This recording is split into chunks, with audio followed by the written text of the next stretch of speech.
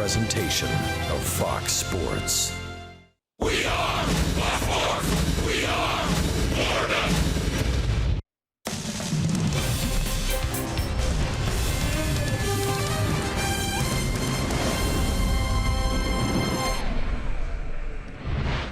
Hi, everybody, and welcome to South Florida as the Diamondbacks and Marlins continue a four-game series. Game 3 tonight. Quick turnaround for tomorrow morning, so maybe we'll play quick, but as long as it's a Marlins win, that's all that matters. They have won 9 of 15, and they look to keep things going here tonight. Glad to be back with you. Paul Severino, Todd Hollinsworth here inside the broadcast booth. Well, the CEO, Derek Jeter, breaking some rather big news earlier today when he met with the media. Sandy Alcantara will make his Marlins debut Friday in the place of Caleb Smith.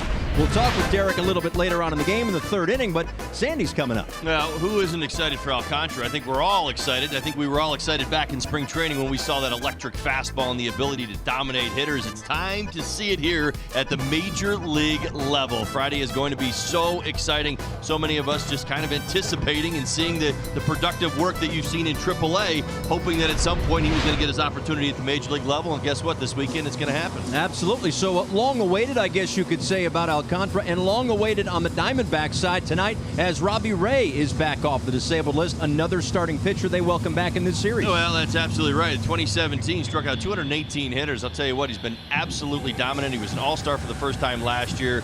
He's got one of the best vertical games in all of baseball. The high fastball, 92 to 97.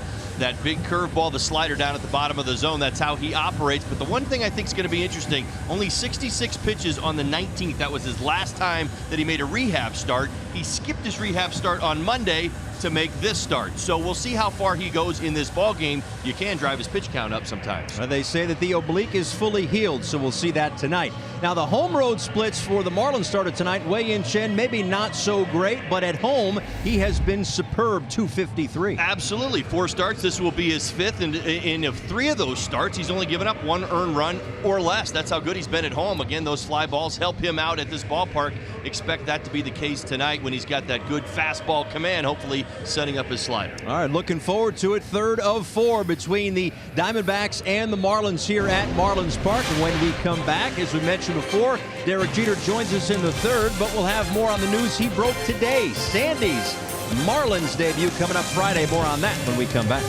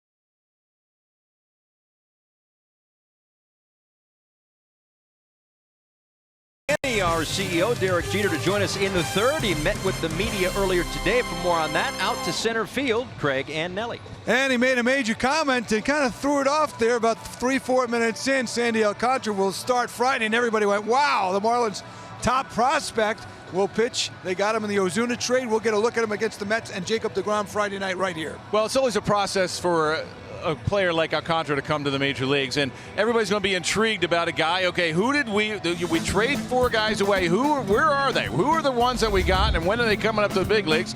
Well, you're going to see one of them with an unbelievable arm, 102 miles an hour, nasty slider, little sinker as well, change up curveball. He's got everything. You see how big he is. 6'4", 6'5", 170 pounds, so I'm looking forward to seeing him on Friday. I asked Derek Jeter about Alcantara, what to expect. Here's what he had to say before the game. Where do you start? I mean, he's got a great arm, obviously. I mean, he's got a great arm. We wanted to take our time with him, give him an opportunity to continue to develop. The one thing I've said is the best players in this organization are going to get the opportunity to play, and he's obviously one of our top prospects. So, you know, for reasons we know, he's going to get that opportunity to pitch on Friday. Alcantara, 14 starts, 5-3, a 3.71 with New Orleans. Has pitched in the big leagues, but all out of relief last year, 8 games. I know we're going to talk a lot about this, but just a final thought. It's exciting for the Marlins. Well, there's a little article that we were given in Baseball America that pretty much tells everything, that he does not lack confidence. He said he should already been here. Obviously, it's a process, and everybody's excited to see him. You have to now put it together. The only thing, he does walk a few guys, and that will cut down, and also strikeouts. With the big arm that he has and the amount of pitches that he has, those strikeouts will come as soon as he starts learning the game and learning the hitters better. Always your rookie season, it's always below probably innings pitched, and then it'll start climbing up. He'll pitch Friday night as the Marlins play the Mets in Game 1 of that 3-game series right here at Marlins Park. Make your plans. Game 3, meanwhile, coming up against Arizona. 1 tonight and 1 at noon tomorrow before the Mets come in on Friday. The ball game coming up next.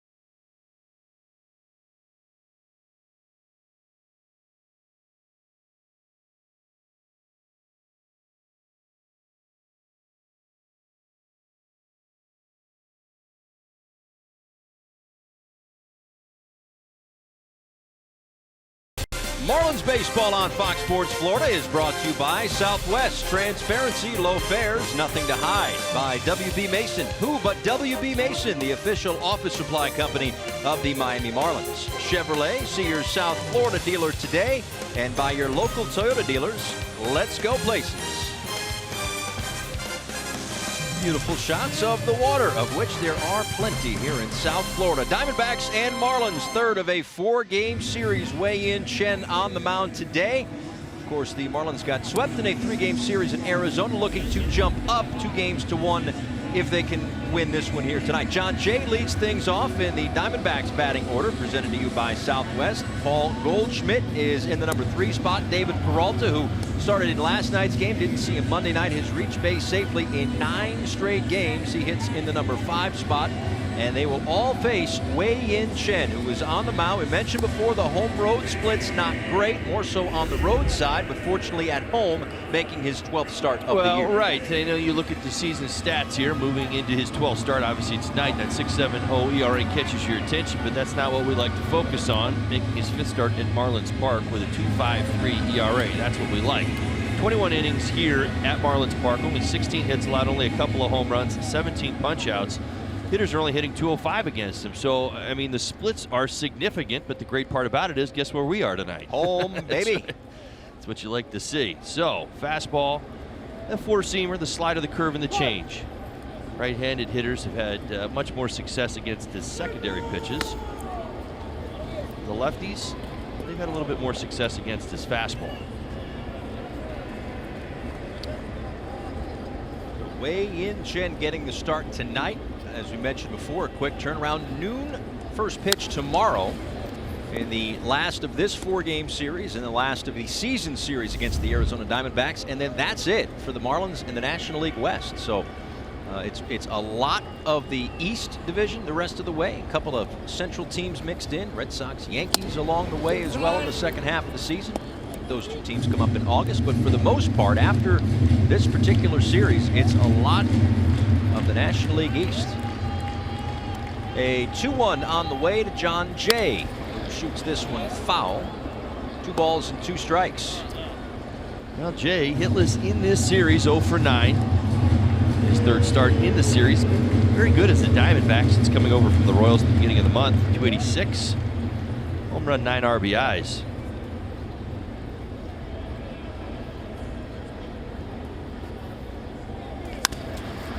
And on the ground to the second baseman Castro, to the first baseman Derek Dietrich. Defense at a little after 7 looks a little different than it did at about 3 when the original lineup came out. Well, this is true. We're going to give you the updated one. Here you go. Maben getting the start in left field. Brinson in center. Anderson over in right. Rivera, Rojas, Castro, and Dietrich at first base. Holiday behind the plate. Don't run on him. 71.4% caught stealing percentage. That leads Major League Baseball. So initially, when the lineups came out around 3 o'clock, JT Realmuto, you see right there, was in the lineup. He did not play on Monday, did not play yesterday. Nick Ahmed swings and misses. Took a foul tip behind the plate on Sunday against the Rockies, and then kind of aggravated it a little bit more in the swing in his last at-bat. So Monday off. They figure, well, maybe Tuesday will be back. Still, not great. So Tuesday off, and then today, as I said, penciled into the lineup. But he swung the bat, still didn't feel great, felt a little sore. And of course, as Holly can speak plenty about, hands very important to hitters. So you want to make sure that he's able to kind of feel his swing, is the way Don Mattingly put it. So maybe an extra day as Dietrich starts at first, where Realmuto was initially slated. They checked with the first base umpire. Tom Hallion says no swing. I think 2-1. I think for JT, you want to get him back, and you want him to be back for good. You don't want him to be back, much like Rojas. We just kind of did this on the last road trip. Rojas heating up, hitting great, right? Get to Colorado, and all of a sudden, that hand starts to bother him again. And then he misses a couple of games, and again, you don't want to see it. You want to get him back. You want to make sure that he's 100% healthy and he's ready to go. So for JT, an extra day, maybe an extra 2 days. So what? You get him back. If he's at 100%, say 2 days from now, then you're thrilled. And also in the original lineup, Derek Dietrich against the lefty Robbie Ray was not in it, but they keep that hot bat in the lineup. So there is your silver lining. There is a 2-2 pitch, and Dietrich will be tested here. Gobbles it up for the second out. Now, good signs. 2 batters in for Chen. 2 ground outs. Secondary pitches. To the numbers here at Marlins Park. It also speaks to his confidence, and so far, so good. And with a lot of the sluggers around the game, the best way to face him is this situation right here. Base is empty and 2 outs. Paul Goldschmidt, who has been as hot as anybody in Major League Baseball in the month of June, takes a called strike. So a lot of different ways to slice just how hot and consistent he's been. Since the 23rd of May, you've got hits in 26 of his last 29, 24 of his last 26, 19 of his last 20, and 8 straight games. So he has stayed the course, getting hits just about every day. Yeah, face him with 2 outs, nobody on. That's the way to go. That's the game plan. That's what's on the whiteboard in the clubhouse. The 1-1 to Goldschmidt. And a loud strike 2.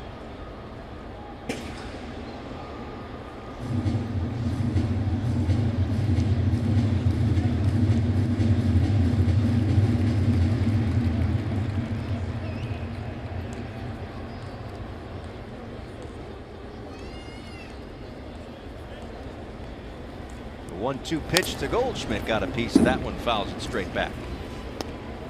Yeah, when we first saw the Diamondbacks this year, it was right at the beginning of June, June 1st, 2nd, and 3rd, and a lot of the talk about Goldschmidt was, well, this guy's always in the MVP mix. Where has he been? Well, he has found his stroke as of late. Here comes the 1-2 pitch, and he doesn't find it there as Wei-Yin Chen strikes him out. A 1-2-3 first inning.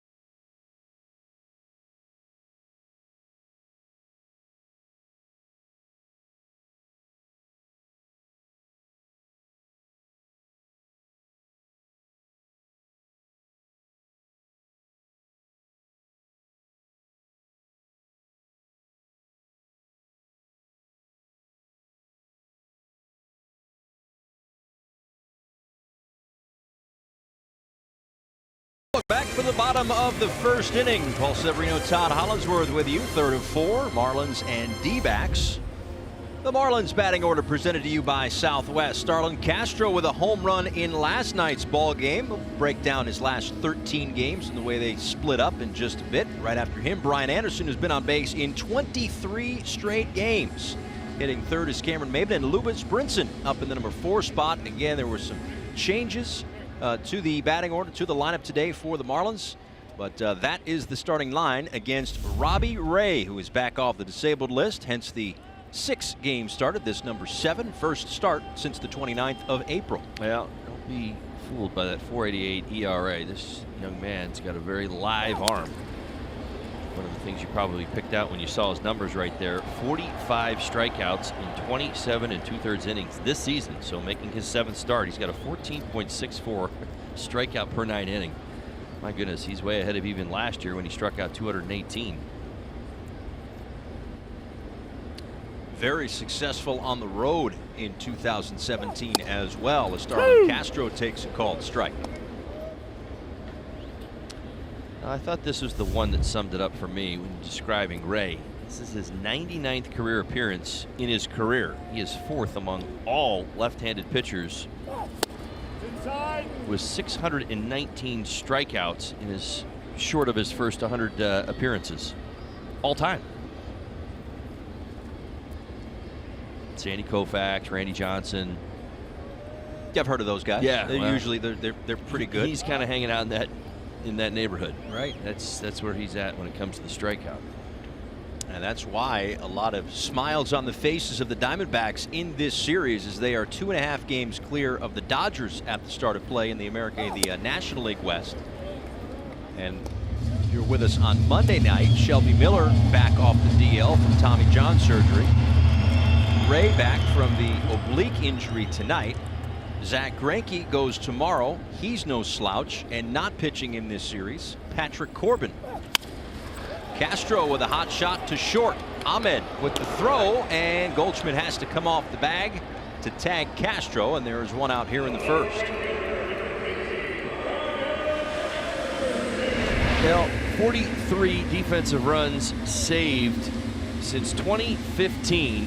That is third in the National League, and that's a pretty good example of why Ahmed started short tonight. Nice play by Goldschmidt right there, getting just a piece. Castro on the way by. You see Ahmed, very, very talented. All right, here's the D-backs defense for tonight. Peralta, Owings, Jay. Marrero gets the start at third base. It's his 33rd game over there. Known for his defense, obviously Ahmed at short, Marte, Goldschmidt, and Murphy behind the plate. Ball and no strikes to Brian Anderson, 4 for 9 in the series. As the average continues to climb, a tick under 300. As he takes a called strike, he has reached base in 23 straight games. A .337 average, a .407 on base percentage, and 14 RBIs in that span. And oh, by the way, he has a 7-game hit streak currently going right now as well. Might make it 8. Might not. Well, a line drive to the opposite field, and there are 2 away. All right, let's go ahead and get to the AutoNation scouting report of Robbie Ray for tonight's ball game. He's coming off a career year, 2017, just that for Ray. Career high in wins, ERA 289, tied a career high in strikeouts of 218. Did that the season before, but 4 fewer starts, so impressive stuff. All-star. That's what last year was. Game of adjustments. So you say you go back to 2016, he had a 4.90 ERA. Last year, 289. What changed? The development of his curveball. It's exactly what he likes to use. His sequences, the 4-seam fastball up, slider and curveball down, and that is the vertical nightmare. That's number 3. That's when he's at his best. I told you about all the strikeouts. It's what he likes to do. Pretty good example right there. He works at the top of the strike zone. He'll even go a little bit higher with the fastball, and then towards the bottom of the strike zone, he really wants to use that slider and the curve. So he's got you thinking up and down. It's worked throughout his career. Upstairs to Cameron Maben, who's in the 3 spot today.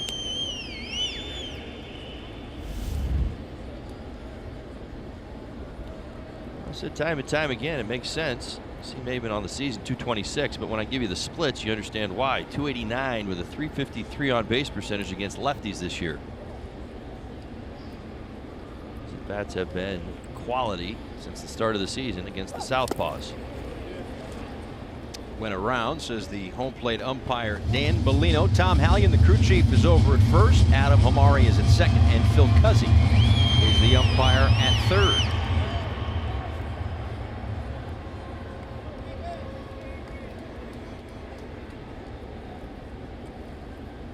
One and 2 from Ray to Maben.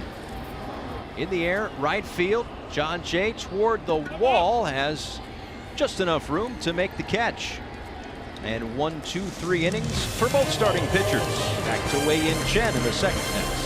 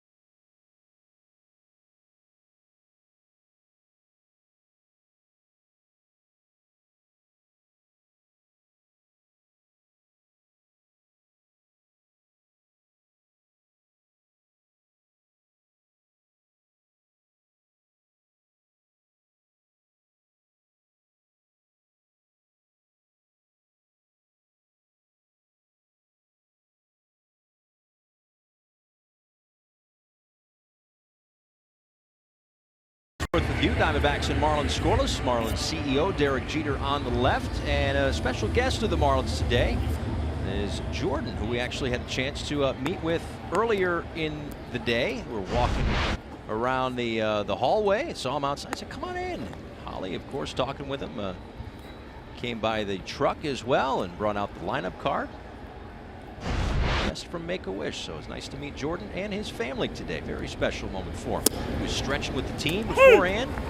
I think he had a catch with Lewis Brinson, among perhaps others. It's very nice. And now, hanging out. And you gave him a few questions, didn't you? I did. I wonder if Jordan's kind of coming through, but we'll see. He's certainly enjoying his time with the president right now. That's right. Derek, he's going to hang out with Jeets. We're going to get to hang out with him in the third, you know. We are. Derek Jeter will join us in the top of the third inning tonight.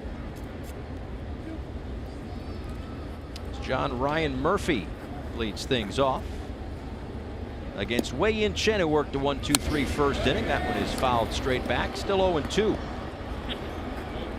After Murphy, Peralta, and Marte. 4 hits in the series for Murphy, 9 homers and 22 RBIs. It's been a pleasant surprise for the Arizona Diamondbacks. It's fair to say that the power numbers have come out of nowhere, with all due respect.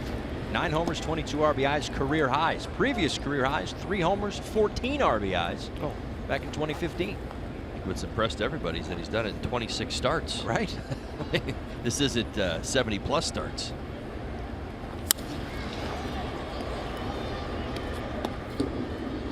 I know we've talked a lot about the 3-headed monster of the catching core for the Diamondbacks, but one of those catchers, Alex Avila, placed on the disabled list today for Arizona. The corresponding move, the starting pitcher tonight, Robbie Ray. So it's John Ryan Murphy and Jeff Mathis who figures to start tomorrow, as he's been something of a personal catcher for Zach Greinke, who gets the ball tomorrow afternoon for Arizona. Trevor Richards on the mound for Miami.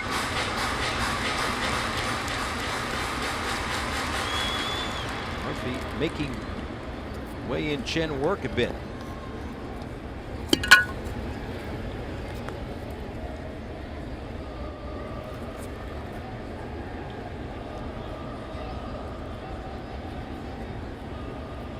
The 1-2 from Chen. Fight off another.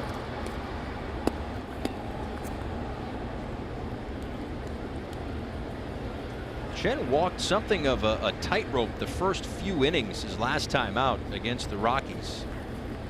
Gave up a walk, and then there was a double play in the first inning. Helped him out there. He gave up a single and a double to start the second, but then strike out, fly out, got out of trouble. This one is popped up to shortstop, and it's going to be Rojas for the first out here in the second. Don't miss your chance to get the last Life brand t-shirt on Friday. Here's $35. You'll get our limited edition shirt and a game ticket as the Marlins take on the Mets. Visit marlins.com/life today.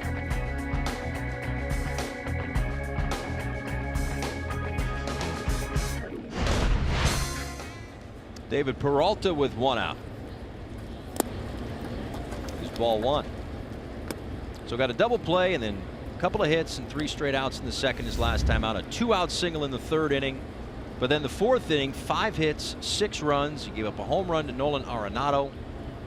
And that's where things kind of fell apart for Wei-Yin Chen his last time out. Well, he had to throw a lot of pitches in that inning, and I think his game plan kind of, it was exposed by the number of pitches he threw that inning, and then he ran into Arenado at about 6 or 7 batters deep into that fourth inning when he was fatigued. Probably, I believe he was at about 36 pitches at the time. And it's interesting, in that start, what happened? The ball ended up those last 3 hitters, and it was like Arenado fell right into that situation. As we talked about the numbers against the lefties and being hot in Colorado, certainly had the sense that the Rockies were doing exactly what they wanted, making Chen work.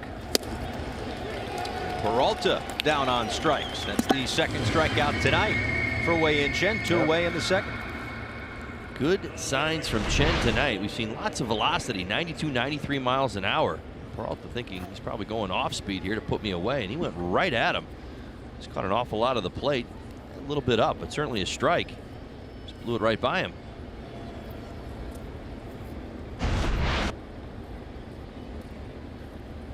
Now 2 outs for Ketel Marte, who lines 1-2. Rojas at shortstop, and he makes the play. Stinger off the bat for Marte, but Rojas at shortstop takes away a hit. We head to the bottom of the second.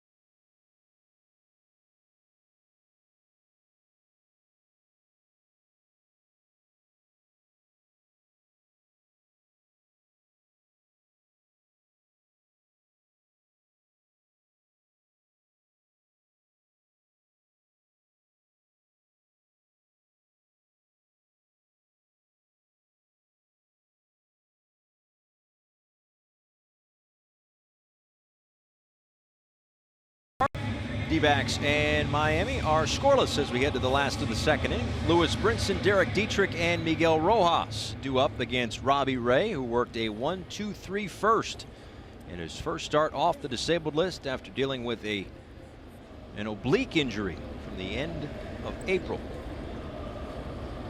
Brinson swings at the first pitch, and it's 0-1. Brinson was 2 for 4 with a run scored. I'll check that, 1 for 4 last night. A run scored in the series.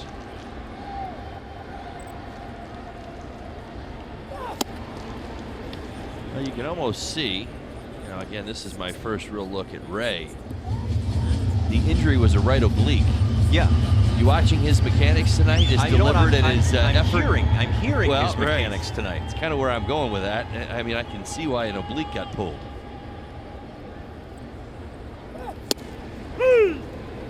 Called strike 3.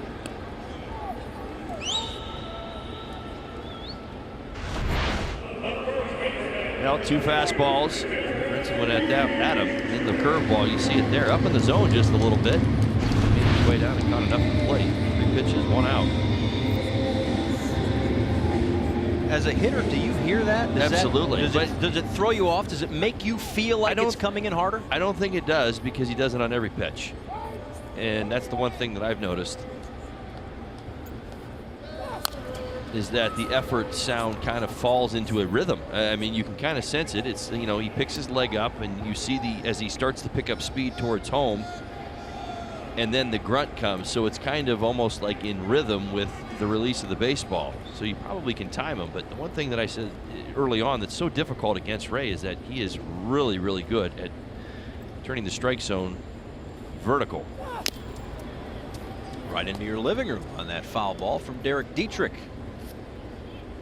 It was not originally in the starting lineup, as we mentioned before, but has certainly made it very difficult for Don Mattingly to take him out, righty or lefty, usually in there more so against the righties, but he has been hitting just about everybody lately on a 6-game hit streak, yes, but for about a month's time, Dietrich has been one of, if not the hottest Marlins hitters going back to the end of May.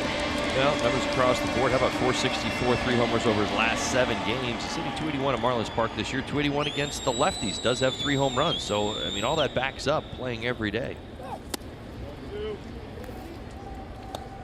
And we can say this about a lot of different Marlins, and certainly have.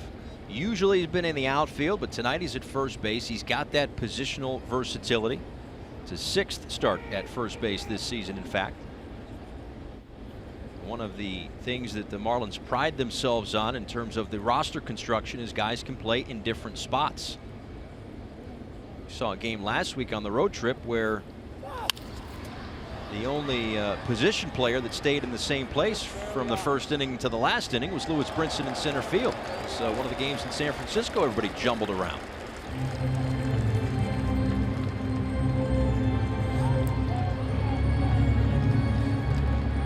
Dietrich doing a nice job hanging in against Ray. He's kind of got into some of that sequencing that we were just talking about, working his way back from a couple strikes. Fouled off an elevated fastball.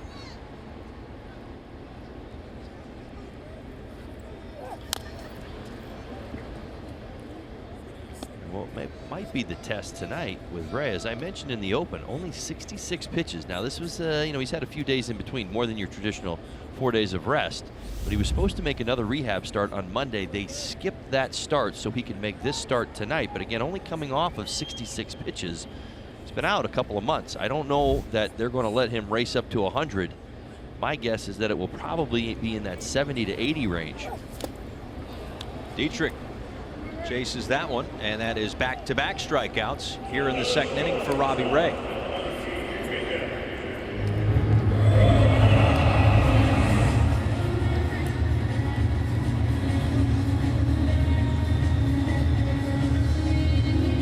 Hey Marlins fans, now you can stream games live on your mobile device with Fox Sports Go, presented by Coors Light. Download the app, take Fox Sports Florida and Marlins baseball wherever you go.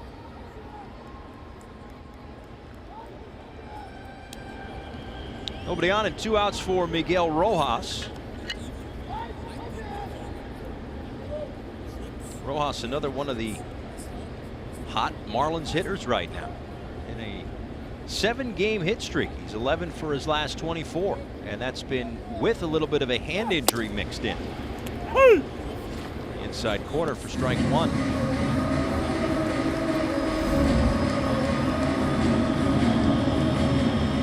1 for 5 last night, 3 for 9 in the series. You go his last 8 games, he's hitting .480.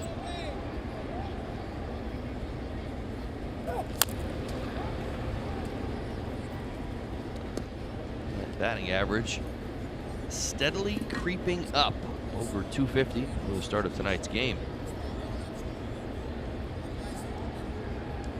And we have got the CEO, Derek Jeter, on the way in the top of the 3rd inning.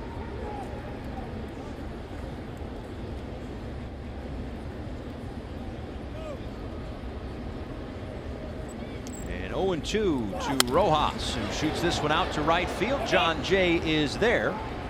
And another 1-2-3 inning for Robbie Ray. When we come back, the CEO of the Marlins, Derek Jeter, next.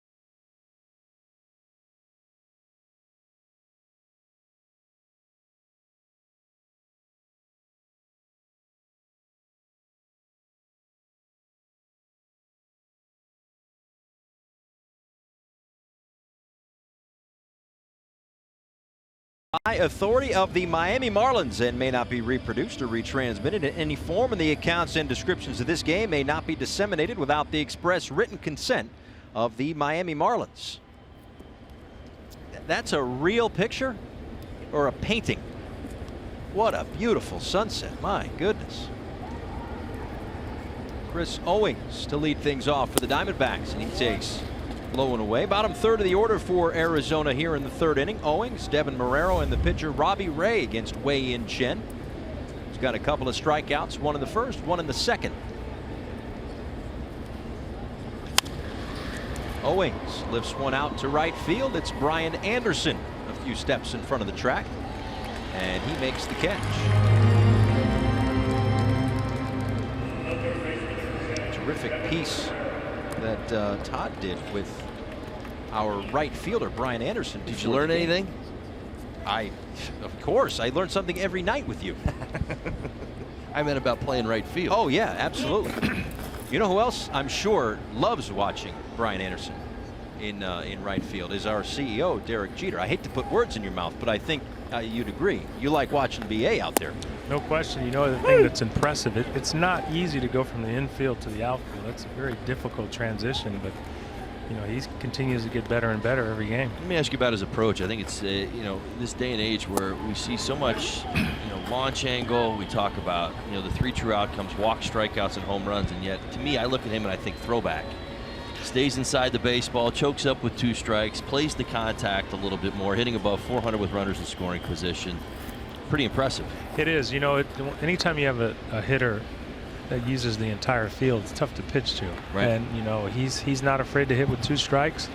He seems to rise to the occasion with runners on base. And you know, I tell you what, we've all been very impressed with how good he has become. We all knew that he had a lot of potential, but you know how quickly he's been able to make the transition, like I said, from infield to outfield. But more importantly, he continues to get better at the plate. Right.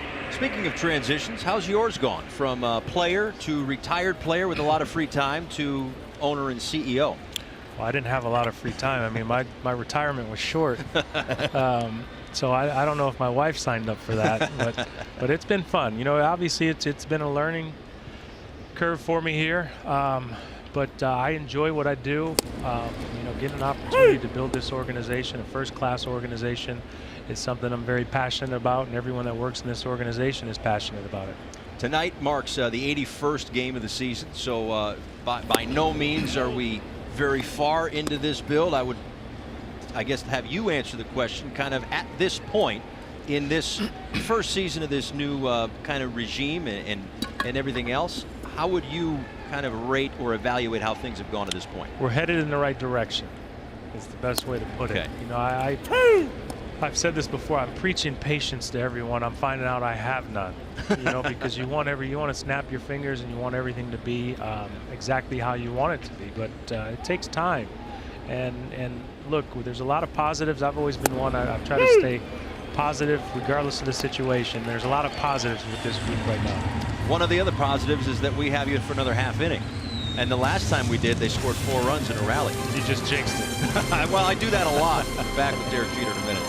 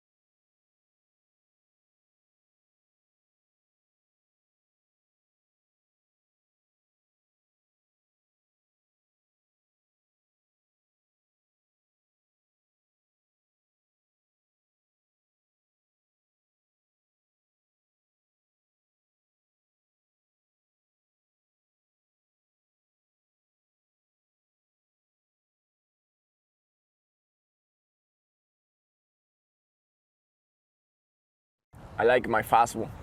That's what I throw super hard, you know. I throw like sometimes 102 miles per hour and sometimes 98, 99, 100, you know. My goal is stay in the big league for a long time, you know. That's my goal. When I sign, I put it down in my mind and I say, okay, let me get my goal. I'm here, I'm competing, forget that. And, you know, and try to give my 100% in everything, you know, to get my goal. The news today, Sandy Alcantara will start on Friday against the New York Mets to make his Marlins debut. And the guy who broke that news is the CEO, Derek Jeter, kind enough to join us here inside the broadcast booth. Paul Severino, Todd Hollinsworth, you know us, you know him too. When you found out that the people that make these decisions said, okay, he's ready to go, what'd you think? Great. You know, I was very vocal when spring training started, telling the guys, listen, the best players that we have in this organization are going to get an opportunity to play. And, you know, Sandy, obviously, he was down in AAA working on continual work on his progress, and he's made a lot of progress throughout the course of the year. And obviously, because of other circumstances, he's getting his opportunity. So we're all excited. He is a big part of our future, and you know, we're hoping that he does a good job for us Friday night. Well, I think you'll agree the timing seems right. I mean, you know, you look at what he's done in the minor leagues. Has he earned the opportunity here? But this team's playing pretty good baseball in the month of June. They're hitting better. The defense has always been there, but the pitching has been. We were just talking about the bullpen. Good time to get him up. Yeah, I tell you what, there's a lot of positives with this organization. We're talking about during the break, and you hope that people here in Miami start to recognize that these guys are out here and they're playing hard, right, and they're improving. You know, every single time someone talks about Rookie of the Year, Brian Anderson should be the first name out of their mouths. When they would talk about the best catchers in the game, JT's name should be the first one coming out of their mouth. When they're talking about bullpens, our bullpen has done a tremendous job. Right. So there's a lot of positives that come along with this organization. And hopefully the fans come out and they start recognizing that and they get an opportunity to see these players develop. Base hit for Yadiel Rivera. This will bring up Brian Holiday. Holiday takes one upstairs up the strike zone for strike one. Now, I know that you've preached, you know, let people do their jobs around this organization. But in terms of, I guess we'll use the Sandy decision for an example. How vocal, if at all, are you in player moves? Very much so. We have constant dialogue. I'm here every single game. Yeah, I missed maybe one this year when I went to the owners' meetings, but I'm here. I'm watching constant dialogue with Michael Hill and Don Mattingly and our player development staff, our analytics department. So yes, I have a huge say-so. I'm very interested in what's going on with the players. Starting next week, we're going to start making our trips down to the minor league affiliates, so we get a chance to see some of our prospects who are also doing a great job in the organization. So, you know, I'm very involved, and you have to be. Now you're gonna roll your sleeves up. Now you're gonna go back down to the trenches a little bit. You got to fly. Listen, you know. These are smaller towns, right? The minor league stops, right? Actually, we're starting in Greensboro next week. Right. So I played my first full season of professional baseball in Greensboro. All right. Well, you know, everybody in town's going to come out to see you. I'm going to sneak in and out. Inside to Brian Holiday. Again, we just wrapped up the draft period. Some news today that a promotion in terms of the head of amateur scouting now as well. DJ Svilik has done a tremendous job since we've hired him a few months back, and you know, he's been very close with Gary Denbo throughout the years, and we continue to add to our front office. You know, obviously great individuals. I keep preaching first-class organization. It starts with the individuals that you have working for the organization, and we're also bringing in quality individuals on the baseball side. So we're building our team, and couldn't be more excited. Within that draft, and I wouldn't ask you to put a timetable on when's the championship coming, because I'm smarter than that. Not by much, but a little. But now that the first draft with this new regime is gone and it's come and gone, where do we stand? Is that phase one? Are we moving past that now into phase two? Look at that. Such a pro. He lays out for a double play. Love it. I don't know. You know, unfortunately, when it comes to drafts, it's a little bit different than football, the NBA and the NFL. I mean, draft players, and if they go out and do a tremendous job, and you may see them in 3 or 4 years, you know, right. So you have to preach patience. But that's why I pointed out the fact that some of the prospects that we have in our minor league system right now are developing, and they're developing a little faster than maybe we have thought. So, you know, I'm excited about our organization. Keep telling everyone, like I said, preach patience, but I want it to happen as soon as possible. I don't want to put a time frame on it, but as soon as possible. Right. Well, real quick, I want to ask you about Lewis Brinson. I know that it has been a process, if you will, and you mentioned patience. I think those are the two things that led me to the question itself.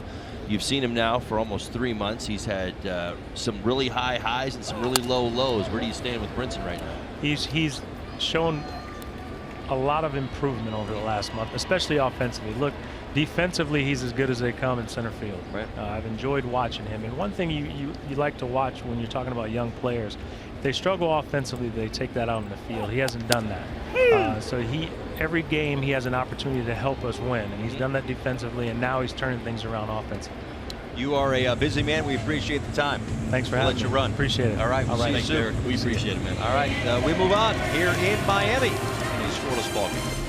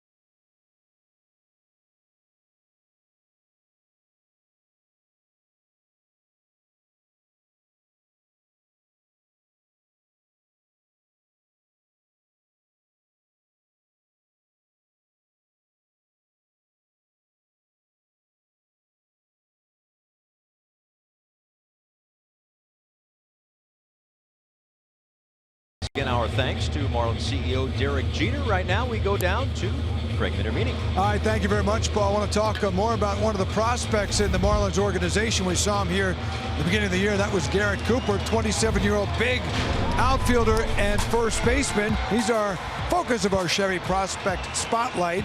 So he's on rehab now, and he's doing very well. 389. He started at Single-A Jupiter. He's now at Triple-A New Orleans, just working his way back. Hit a homer the other night against Iowa, 4 RBIs. Last year, he hit 359 and over 300 at-bats. Most of those were at Triple-A. You see his numbers this year. Now, he did have that broken or that injured wrist that he incurred on the Kyle Hendricks hit by pitch in the second game of the year. So he's kind of going through his spring training now. There's no immediate return, but a couple of weeks brings you the All-Star break, and perhaps right around that time on the backside, we'll get to see Garrett Cooper back with all that promise, power, and talent that he brings. They got him in that Caleb Smith deal, guys. Craig, thanks so much. Yeah, a nice play there by Miguel Rojas to stay with it on a ball that kind of popped up on him. 1 pitch, 1 out here in the top of the 4th inning. And that'll bring up Nick Ahmed. You know, it's interesting. You know, you see a guy like Garrett Cooper and you look at the numbers, who was at 389 in the last week or so, and you start to think, okay, that'd be nice. You add him to this roster. But then it's like, all right, well, where do you go? Because so many different guys have kind of filled in very nicely, whether it's righty or a lefty or a bat off the bench or defense or anything else. And to me, that's the good thing about the way that this kind of 25-man roster is right now, especially on the position player side of things, is good problems to have. There's no one glaring hole right now that says, boom, that's where Garrett goes. Well, you have some people stepping up and taking full advantage of opportunity, and it's what you like to see. You just heard President and CEO Derek Jeter talk about that organizationally. You see it in the minor leagues. It's what you want to see at the big league level. Now, it hasn't translated into an abundance of wins, but at the same time, you're thrilled to see certain individuals step up and start earning that playing time.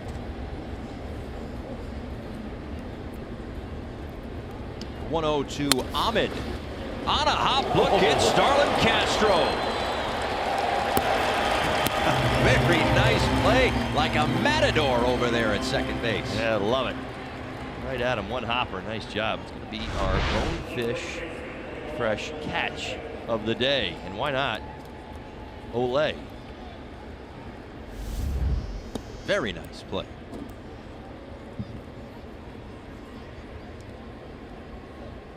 So Ahmed is retired. That one got out there quickly. You know, if you're teaching kids at home, get in front of it. When it gets on you that quick, that's the way to play it. Ball on no strikes to Paul Goldschmidt, who struck out to end the first inning. We've talked at length over the first couple of 2-3 games of this series. Goldschmidt is back. OPS well over 900. Certainly putting up big numbers here in the month of June, but he is still striking out at an alarming rate. 94 strikeouts. That's the sixth most in the big leagues this season. Chased a changeup off the outside corner first time up.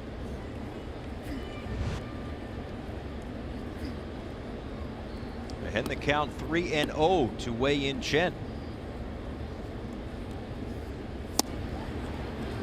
Delivers a strike. It was one of 3 strikeouts thus far for Chen.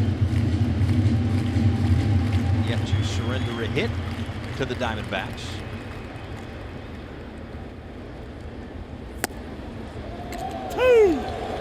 Benefit of the call there. Count runs full.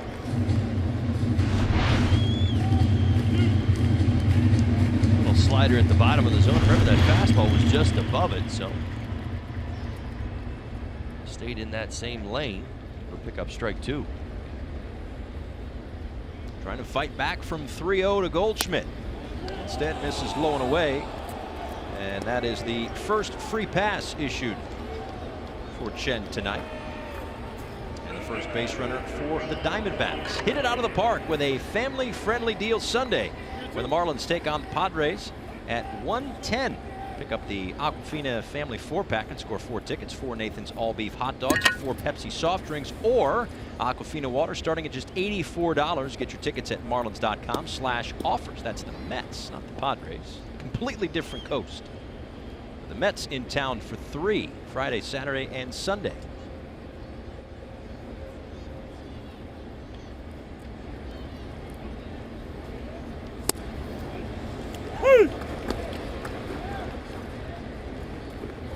John Ryan Murphy popped up to shortstop Miguel Rojas to lead off the second inning.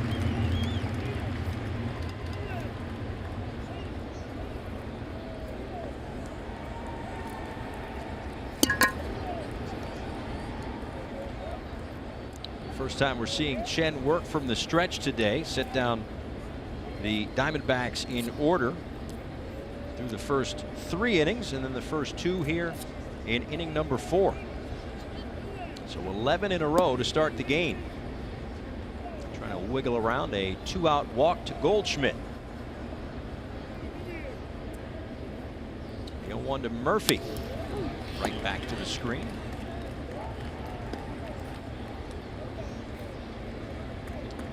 Bright and early tomorrow for the last of this 4-game series.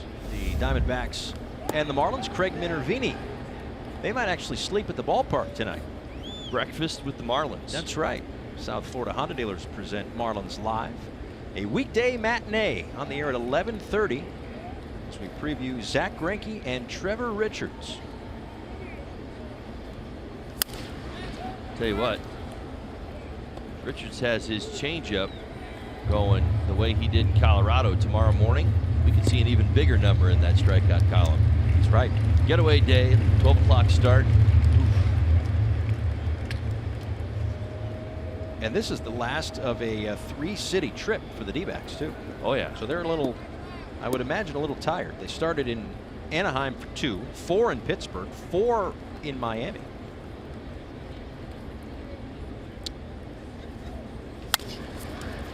Grounded to Rojas. Over to first, a close play. And beating it out is Murphy.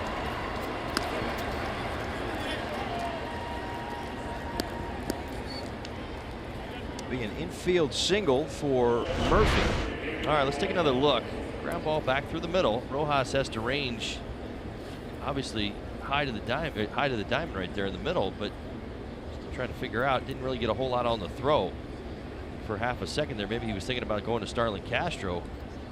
Murphy hustling all the way down the line, beats it out easily.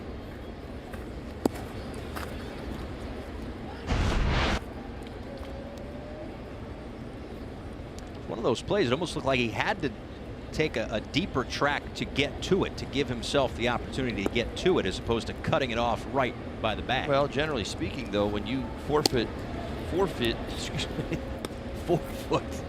Forfeit. When you forfeit, you got it. Ground is what I'm trying to say here. As a middle infielder, you know that you give that ground back to the base runner. So ideally in that situation, you would see typically from Rojas a rocket across the diamond. That's why I was so surprised to see the underhand flip. Well, now 2 on and 2 out for David Peralta. Big swing there, and count even up and a ball on the strike. Peralta struck out in the second inning. And first time through, Chen struck out Goldschmidt and Peralta, 2 of the more threatening bats in this Diamondbacks lineup, 2 of the hotter bats as well. It's quite impressive is where he went with Peralta. He threw him fastballs up out over the plate. Looks like the first strike in this sequence. I'm not sure he's going to change too much off of that. I don't know why he would. You see another fastball on its way by Peralta. It's now 3 fastballs that he's thrown at the top of the zone. Peralta's not even fouled one of them off. Certainly don't want to see him speed up his bat here with something off speed.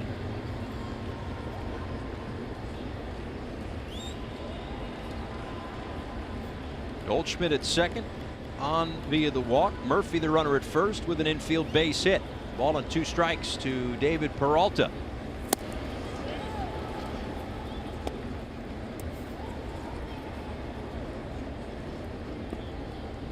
Last 24 games for this man, .337 batting average, 8 homers and 23 RBIs.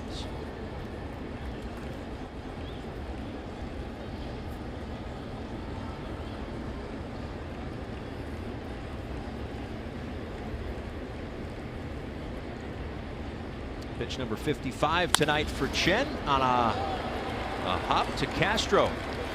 Makes a couple of slick plays in the inning to help weigh in Chen. Scoreless.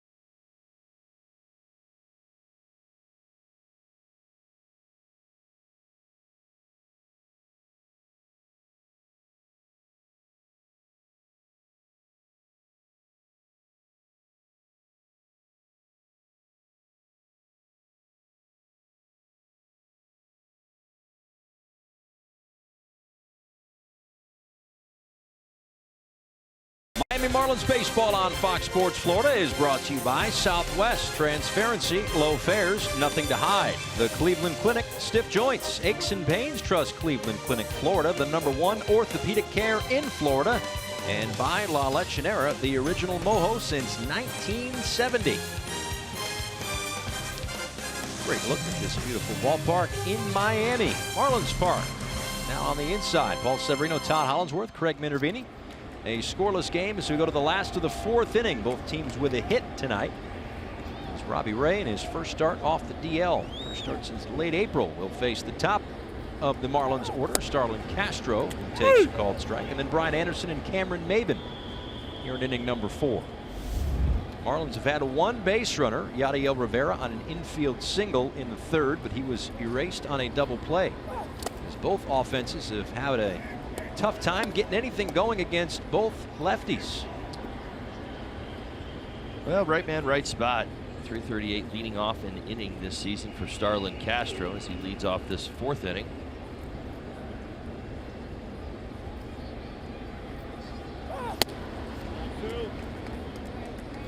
If you go back to last night, talking about this, maybe starting to see some of the signs that he's been waking up. A home run last night. Nice job. Breaking ball, kept the hands back and kept it fair. I mentioned it as we were giving the lineups that his last 13 games, if you look at that 13-game stretch for Starlin Castro, the first 6 of those 13 games, 3 for 25, no RBIs, but his last 7 games prior to the ground out, 7 for 29 with a home run and 4 RBIs. So such a veteran presence in this lineup. There will be ups and downs to his season. It seems as though he is getting out of it. Are you ready for storm season? We are. See how you can prepare at fpl.com/storm.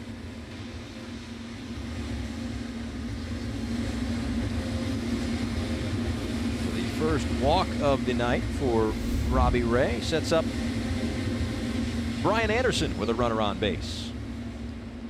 Anderson with a line drive out to John Jay in right field back in the 1st.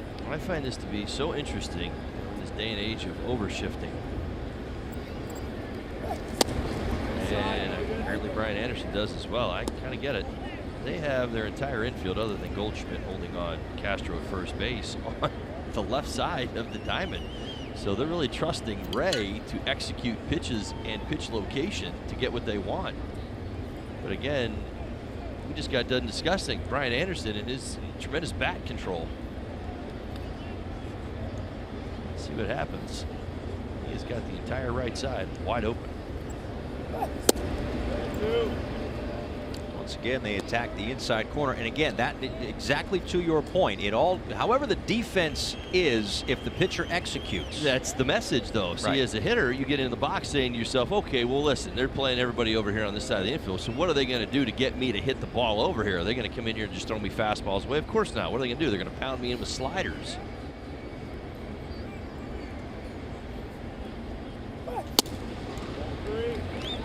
Three balls and no strikes. Ray certainly prone to the walk. Had 71 walks last year. The year before that, 71 walks as well.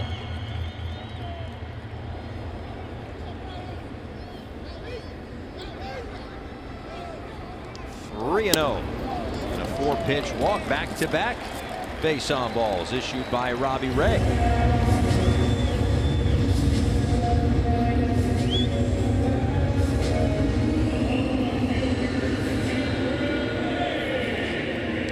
Comes the pitching coach Mike Butcher. Figure about 85 pitches. That's kind of the number that's been thrown around for Ray tonight when it comes to a pitch count. Holly mentioned it before that he was going to make another rehab start. He actually flew out to Reno, where their AAA affiliate is, for Monday night. Flew out there with his wife and 2 small kids, and it was like a U-turn because Clay Buchholz injured himself. He himself had a little bit of an oblique thing. So he was supposed to make a rehab start Monday. Instead, I'm sure the meal money's a little better in the big leagues too. He's happy to make his big league return here tonight.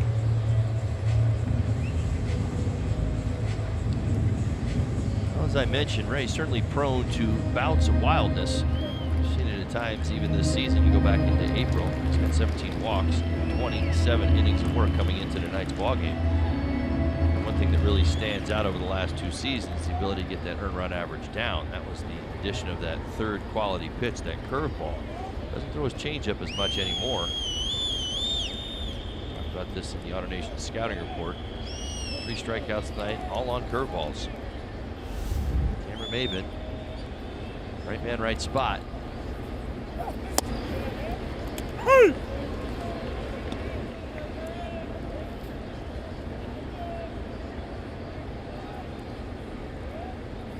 Maben has had success against lefties this year, looking for more of it.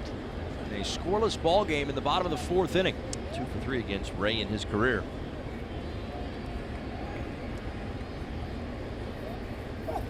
And Maben went around 0-2.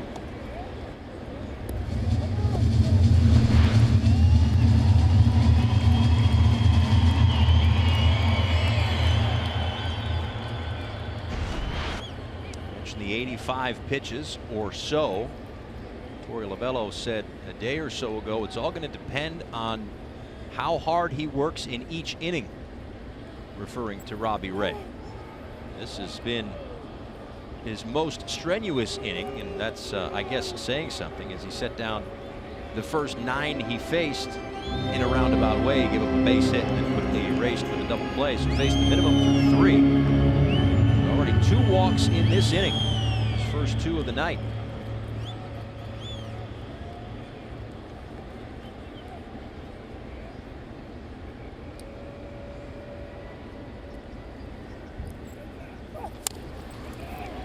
Slowly rolled to short. Ahmed's only play is at first, and it's a productive out for Maben to move the 2 runners up 90 feet. Castro to third, Anderson second, with 1 out in the 4th. World Cup action continues tomorrow on Fox and FS1, highlighted by Harry Kane and England taking on Belgium at 1 p.m. Eastern, only on Fox, or stream it all live on the Fox Sports app.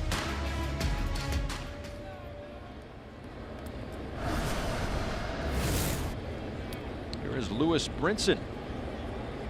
Now let's think back to that first at bat. He saw a couple of fastballs early in the count, fell victim to the curveball in the 3rd pitch. He's got runners on 2nd and 3rd. First real test.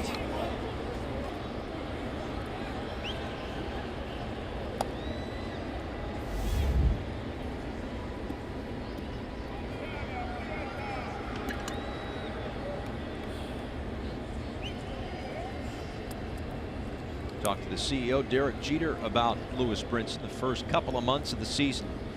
Certainly some struggles. June showing signs of coming out of it. Down 0-2 right here.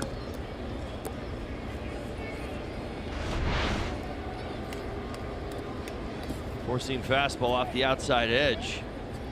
See Brinson doing everything in his power to keep his head on that ball. He's gonna have to battle with 2 strikes. Find a way to make contact. Diamondbacks have come halfway in.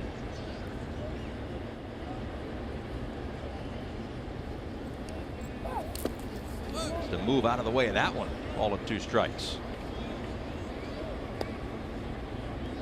Boy, when that slider moves, it moves, doesn't it?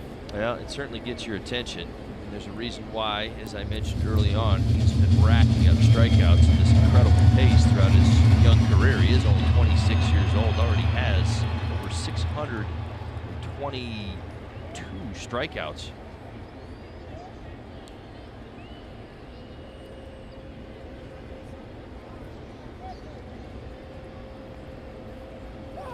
Two pitch is fouled straight back. We're getting a pretty good look at exactly what Robbie Ray is trying to do to a hitter. Elevated fastball, some out, some in just a bit, and the breaking balls at the bottom of the strike zone. This is what makes him so dangerous. Guys, seek this out. Ray's got it now. Maybe a little inconsistent at times throughout a game. But when you can climb the ladder with velocity and throw strikes at the bottom of the zone, it's tough to handle for a hitter. That's why the numbers are so good. Absolutely. Last year he had 10 games with 10 or more strikeouts. It was the 5th most in baseball. Guys like Sale, Scherzer, Kluber, and DeGrom ahead of him on that list. Still 1-2 to Lewis Brinson. A very formidable 1-2 punch that the Diamondbacks had last year with Robbie Ray and Zach Greinke. One of 2 pairs of NL teammates with at least 15 wins and 200 strikeouts each last year. The others, Max Scherzer and Steven Strasburg. We'll see Greinke tomorrow afternoon. Marlins live on the air at 11:30. First pitch, little afternoon. Again, the slider low and in. 2 balls and 2 strikes. Now, Brinson's done a very nice job laying off both of those sliders. See 2 at the bottom of the zone. Ray going there, trying to pick up the strikeout. Defended the elevated fastball. Mentioned Brinson, a very good high fastball hitter. Stands tall in the box. Easy for him to drop the barrel into the top of that zone and square up velocity, even elevated. We've seen him hit 96, 97 miles an hour at the very top.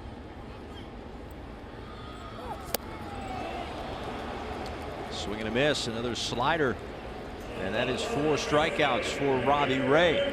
2 outs. Now back to the slider one more time to the bottom of the strike zone. Brinson out in front. Certainly fooled by the lack of velocity on this pitch as well as the bite. See it working its way down into the strike zone.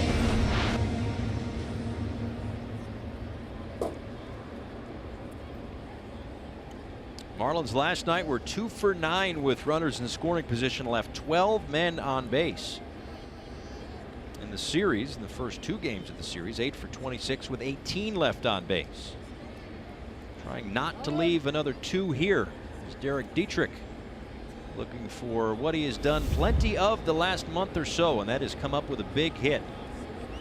Over a 300 average with runners in scoring position this season. 0-1.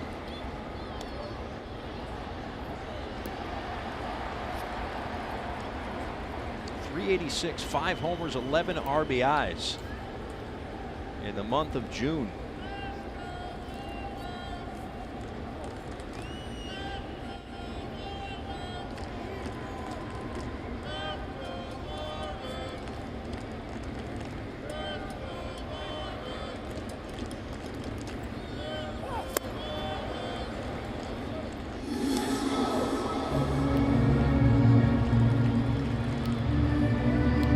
Lefty-righty splits for Derek Dietrich. Not a huge difference. Yeah, 276 is nothing bad. And the way that he's been swinging the bat, as I said, the last month or so, been seeing some more lefties too. It's been a little less of a platoon, especially in the last week or so.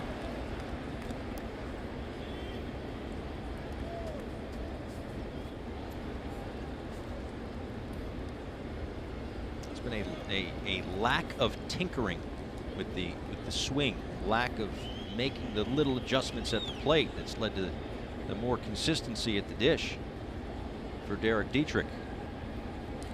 Looking for a 2-strike, 2-out hit here in a scoreless game in the 4th.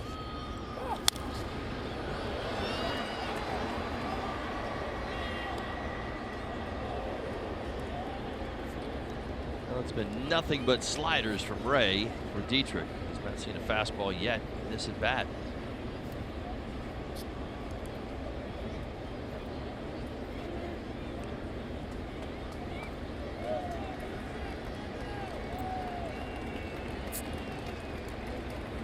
Dietrich certainly will stay on the ball away. Does have a hold to the left side. Ahmed playing a little bit more up the middle.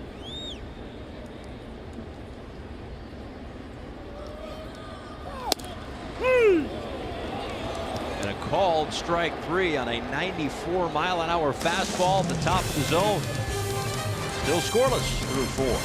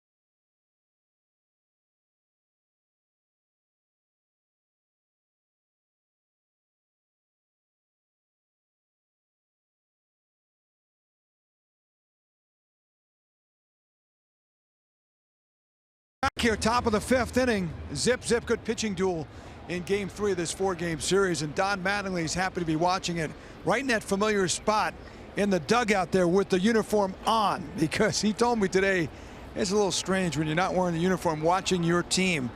And that was the case in game number 2 of the series. He served that 1-game suspension off the Straley hit by pitch. So there he was, you know, dying with each and every pitch. Chip Bowers, president of baseball operations and business operations, I should say. Derek Jeter there, of course, the owner, and he watched each and every pitch. And he did say Tim Wallach did a great job, but it's not easy to do. Watching, scratching your head on each moment in the ball game when you really don't have the control over it that you have when you're over here in the dugout, guys. Different perspective. It really is. And, of course, able to enjoy the night, and I'm sure to talk a little business as well. Baseball business, that is, with both Chip and Derek, of course, up there. The Brain Trust. Of course, Tim's done that before. Of the few times that Don Mattingly's been ejected, I can't think of many. But, Tim's had his opportunities. And a base hit up the middle for Ketel Marte. Continues to hit against the Marlins. Thinking of 2. And here's the throw from center. And he is in there safely. Hustled right out of the box. Put some pressure on the Marlins defense. Well, I'll tell you what, the Diamondbacks, one of the best base running teams in baseball. Marte, all about it. This is the definition of a hook slide. If you were to look it up online, this is what you'd see. Using the hands, really using his legs to catch a corner, kind of get around a tag, and you see it right there. Textbook hook slide. That is putting pressure on the defense. Marte known for it. The only way you get into second base is by flying out of the box. There's been a couple teams out west that we've seen this year. The idea is, I'm going to second base unless you stop me. In this instance, Marlins did not do that on the base hit to center field. 13th double of the season for Ketel Marte. 7th hit of the year against the Marlins. The 2 doubles, the 3 triples, and the 2 home runs. There's Chris Owings. Takes the ball outside, 1-0. Owings the start in center field tonight. We've seen him bounce around a little bit in years past with the Arizona Diamondbacks. Little middle infield, some right field, some center field. Yeah, making his 10th start tonight in center field.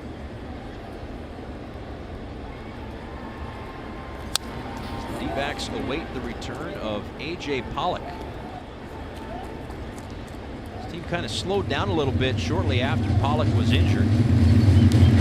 Noted it before. I'm sure we'll mention it for those that join the next day and a half, the broadcast here, that this team was not all that great in May, but they figured things out. Really, I think it was the series right before the Marlins came to town is when things started to click offensively for the Diamondbacks. They had the Reds in town on that homestand at Chase Field in late May. And then the Marlins ended up getting swept by the Diamondbacks, and then June it's just been a different squad. In fact, the Diamondbacks have won 19 of 27. That guy has gotten hot. And they'll hope to get A.J. Pollock back, add another weapon to this offense. Well, for the month between Goldschmidt and Peralta, that's the #1 reason I think this offense has really turned it around. But you know, you talk about it. My goodness, you're starting to get to that point of year where you say, does this team need to trade for somebody? Soft liner just out of the reach of Rojas and up the middle.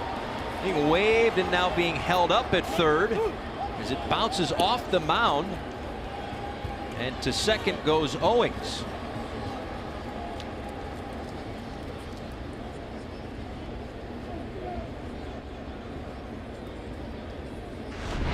Well, I'll tell you what, Diamondbacks are doing a little bit of a clinic here on the bases. Marte's got to read it, so he's got to hold up. As soon as that ball makes its way into center field, there's no cutoff man there. Dietrich's got to get his way to behind home plate. He is the cutoff man on that ball. Brinson's in the position where he's got to get the ball back into the infield. So what's Owings do? He watches the play. He reads the throw and realizes there's nobody in the middle of the diamond. Makes his way to second base.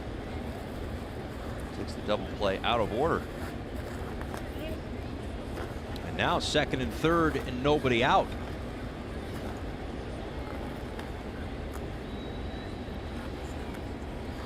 For Devin Marrero, who flew out to Brian Anderson in his first at-bat. Blocked by Holliday.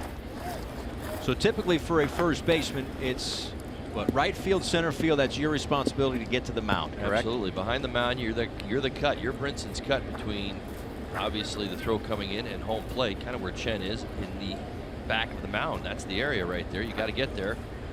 Brinson's responsibility, come up with a strong throw, try to keep it low, hit the cutoff man, throw through the cutoff man so that Owings doesn't have the chance to move up.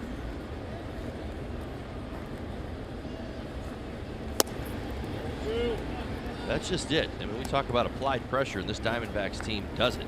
On the bases, they've run the bases well. Did it in Arizona, doing it throughout this series. Did it last night. Marte getting into second base on a hustle double. Owings looking to move up the minute he hit the baseball and realized it got through the infield.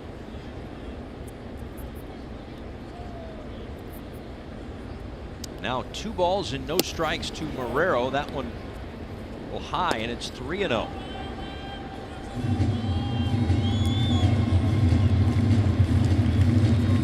Chen set down the first 11 men he faced. Walt Goldschmidt gave up a hit to John Ryan Murphy in the 4th, but got a ground ball to get out of the inning. This inning is started with a Ketel Marte hustle double, and then good base running by Chris Owings on a single gets to second base, so it's second and third. Well, you're absolutely right about the base hits, but I'll tell you what, defense has broken down a little bit here. I think the traffic that you see, even going back to last inning, is a result of plays that weren't made. That unfortunately has been a theme for Wei-Yin Chen. Even after last outing, Don Mattingly said afterwards that we didn't help him that much. There were plays that we needed to make. That has been the case here. The Diamondbacks are going to get on the board first. Around third is Owings, and Brinson's throw is in time.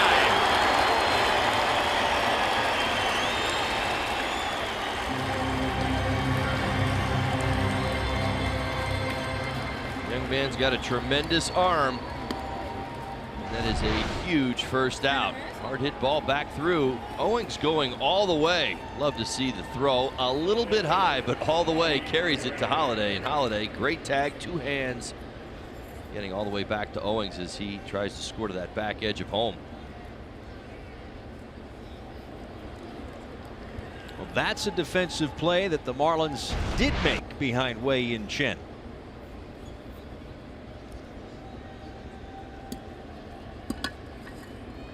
Now it's Robbie Ray. Marlins will play Rivera in at third. The rest of the infield kind of back. See how the D-backs play this one with 1 out. You know, the significance of this play, obviously, because you've got the pitcher up now. So great throw, a little bit high. Brinson certainly knows what he's trying to do.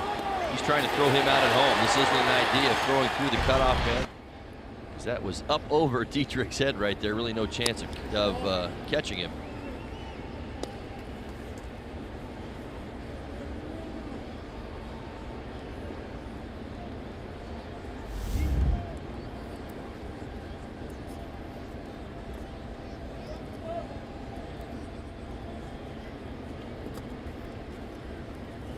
Ball and no strikes to Robbie Ray, trying to limit the damage at 1 run here in the 5th. Runs that one foul.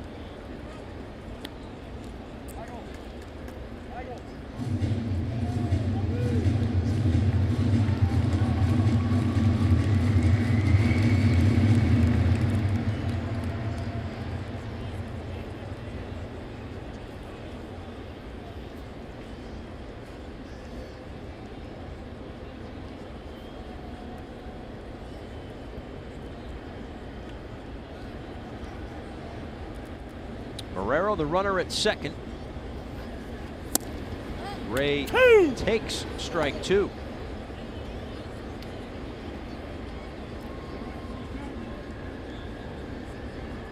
Ryan Holiday moments ago applying the tag on Lewis Brinson's first outfield assist of the year. That kept the second run off the board for the D-backs after the RBI single from Devin Marrero. Now Chen trying to help himself. He offered. In fact, Robbie Ray helps Chen a little bit more. Fourth strikeout. Time now for the Geico this day in Major League history. David Clyde, 18 years, 66 days old. Major League debut. 5 innings, a hit, 2 runs, 7 walks, and 8 strikeouts. The losing pitcher that night, Jim Cott, who played 25 years in the big leagues. And I think he had 86 Gold Gloves. Or at least that's how it seemed.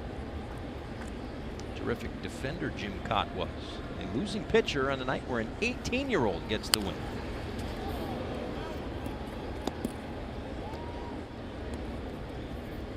Chen's done a nice job with Jay tonight, really staying in on his hands. You see the series 0 for 11. That's what the Marlins have really tried to do against Jay. Loves to stay inside the baseball, try and go the other way. If you give him middle away, you're kind of feeding him. The ground ball outs.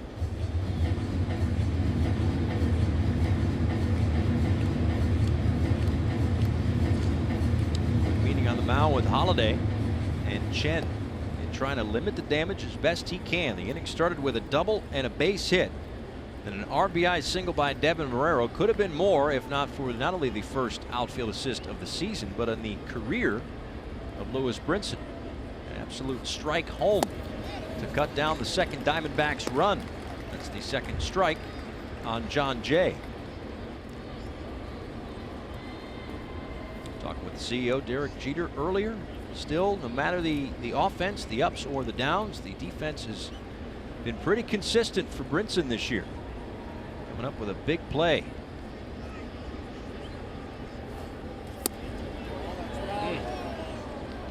Didn't miss by much, right at him.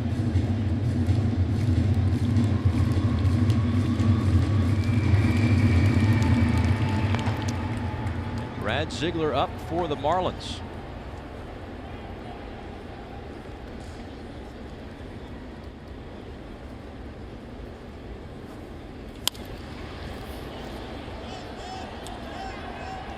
Part of it is Chen, say what you will about wins, but part of it is Chen trying to get through 5. Part of it is trying to get as many outs as possible. This little run that the Marlins are on right now, just in terms of games in consecutive days, and what they are kind of lacking in the rotation right now, the injuries to Urania, a season-ending injury to Caleb Smith. Dan Straley dropped his appeal couple of nights ago, so he's serving a suspension. The Marlins now 5 games into a stretch of 20 consecutive days without a day off. As many outs as your starter can provide, the better. We are getting into that third time through the order, which has been a bit of an issue for Wei-Yin Chen.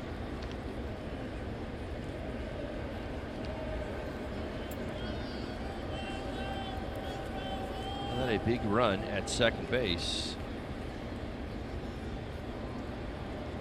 Diamondbacks up 1-0.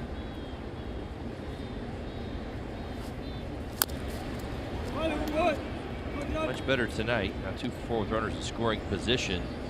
Last night 3 for 16. You're right. Lineup's getting ready to flip over one more time. We talked about Robbie Ray. Similar situation with Chen. I'm not sure how much longer he's going to go. You're going to get into that Diamondbacks bullpen once again. And keep it close.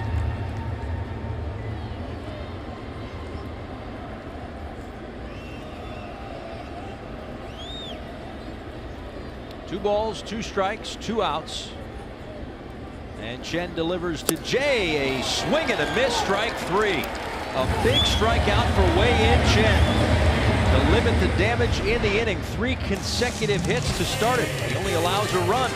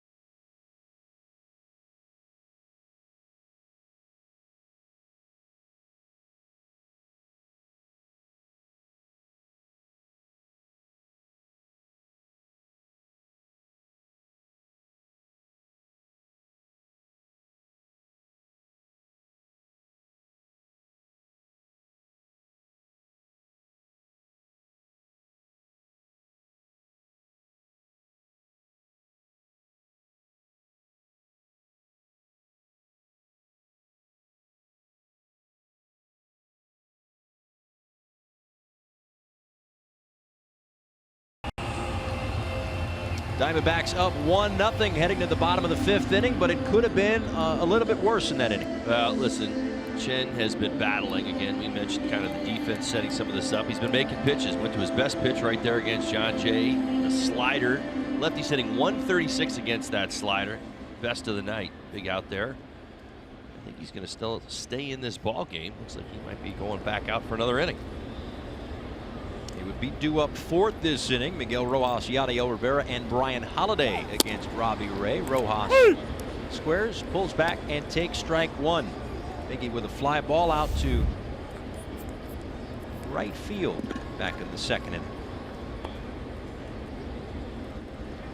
On a 7-game hit streak, Miguel Rojas. Moves his feet, and ball and a strike. Saw the early part of the season when Miguel Rojas was connecting on home runs at a Ruthian pace, especially compared to his career numbers. At 7 homers, he had 4 in his career heading into this year. How many of those went to left field? He's been using the whole field a lot more the last few weeks. This one in foul ground. Paul Goldschmidt puts it away for the first out.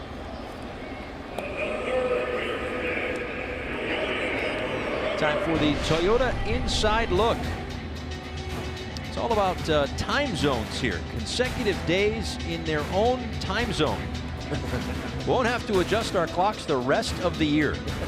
Well, I mean, that's the tale of 2 stories right there. Yes. That's actually kind of what I'm laughing at is that, well, that's impressive, right? So we get to stay on our own time zone for the rest of the season. But where have we been all season? West Coast. In somebody else's time zone. That's right. Those numbers since 1994 as Yadiel Rivera swings and misses 0-1. Yeah, with 3 three-city road trips for the Marlins so far this season. Right. All 3 of them included a trip to California. Right. It wasn't like, oh, hey, Giants and Dodgers or Dodgers and Padres. 3 separate trips to face those teams. I think, you know, when you play this game long enough, you realize that it all comes back around. And you are definitely going to get paid back in a good way, obviously, by what we just showed. Marlins going to be home in this time zone most of the second half, and I guess that's the point. I believe the furthest west is Pittsburgh. And that's not even until September. But again, when you dissect the schedule, you know, I joked last week that are the Phillies even in this division? Haven't seen the Phillies since the end of April. As Rivera lines one to short. Nick Ahmed for out number 2. I'll tell you what, certainly worth mentioning. Rivera the best at bats against Ray tonight. Ray said his first time up, absolute rocket there. 2 strikes. Ray telling Murphy that was a bad curveball. Got away with it. A sharply hit out number 2, and that'll bring up Brian Holiday. Grounded into a double play in the 3rd inning. Fouls the first one off. That was after a leadoff single by Rivera, and then the 2 walks in the 4th, followed by a ground out, 2 strikeouts for Robbie Ray. The only real trouble that Ray has been in tonight.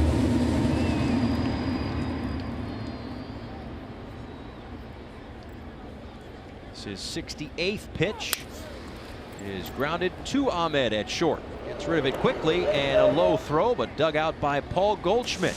A 1-2-3 5th. 1-0.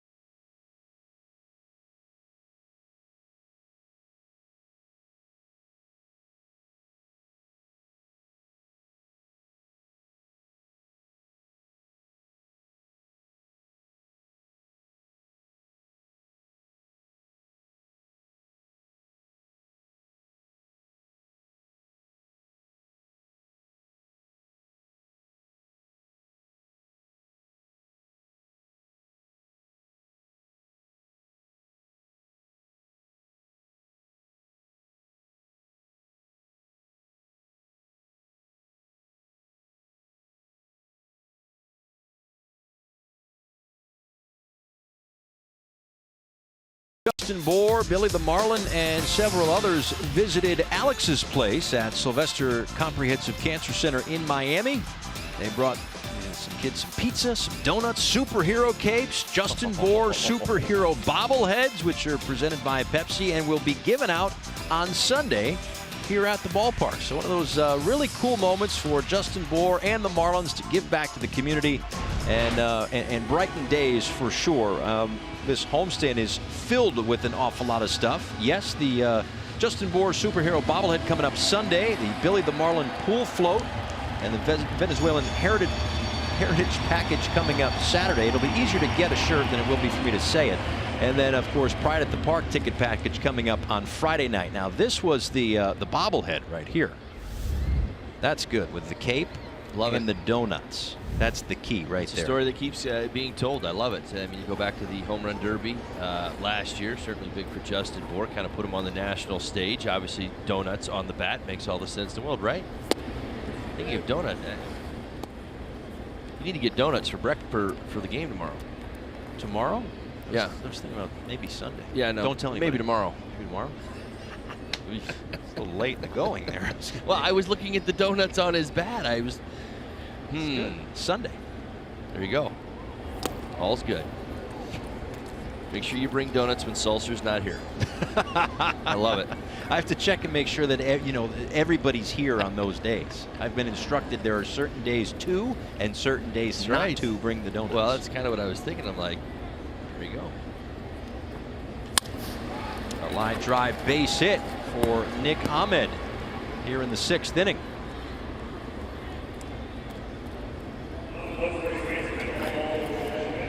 So Chen wiggled around a little bit of trouble in the 5th. And now, I suppose the question is, how much leash does he have? Seeing as the Marlins are having a tough time tonight against Robbie Ray. You got to keep this as close as possible. Well, he's limited Goldschmidt to no contact. So far, so good. I mean, if you just kind of look at what's happened tonight, the Murphy base hit might have been an out, could have been an out. Done a nice job tonight, really working around the traffic on the bases.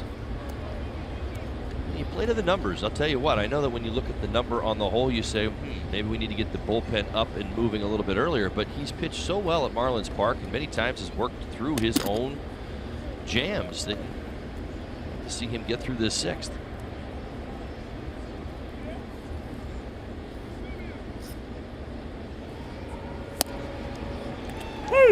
Strike to Goldschmidt. Strike out in the 1st, a walk in the 4th. Ahmed, the runner at first base.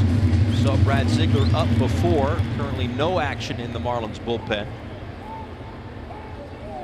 As Chen is at his next delivery will be number 85.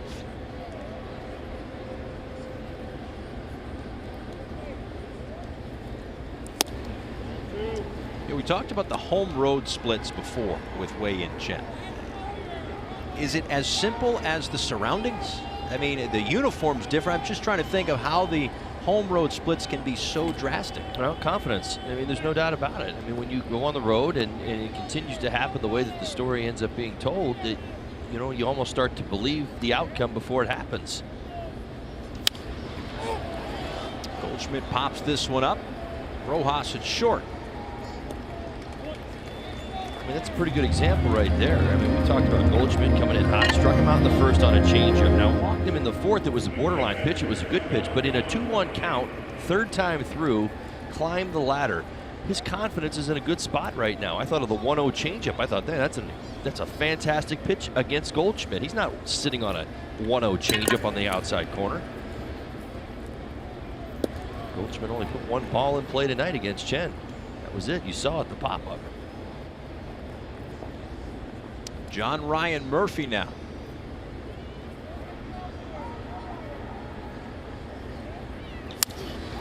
Lines one out to left field, sends Maben back. He is on the track, has room. They're 2 away.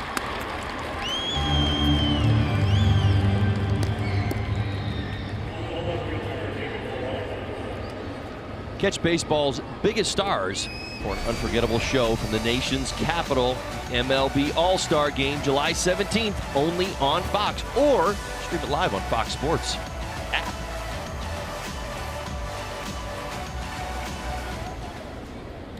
There is a way, folks. There is still a way to get him there. 5 times a day, I believe. And him. I voted. Both of them. How could you not? Well, last time that we did that, did you vote for him? I was like, yeah, I haven't done it yet. Adding emails by the day. A 9-pitch inning for Wei-Yin Chen. Coach JT and Coach JT and Coach JT and Coach JT.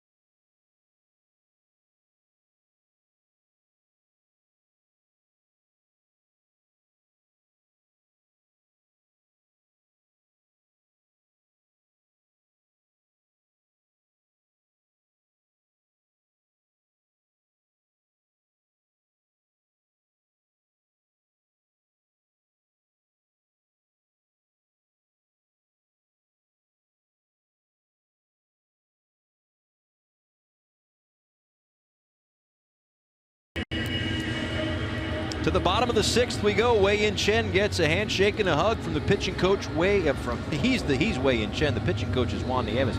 But 5 strikeouts in 6 innings, and I think every 5th day, if he is in fact done, you'd sign up for that. Well, that's an outstanding effort tonight. Again, we told you that he's pitched well here at Marlins Park. We've talked about the confidence, the ability to make pitches in tight spots, and once again tonight he did just that.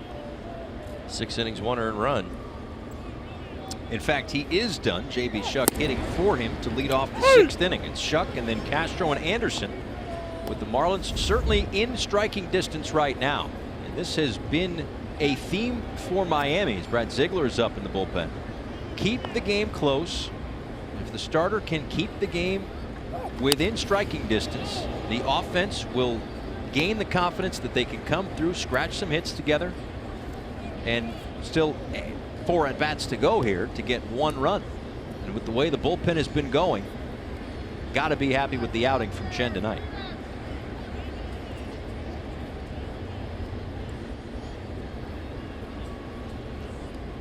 Oh, 2 to Shuck. Swung on and missed for strike 3. That's the 6th strikeout tonight for Robbie Ray.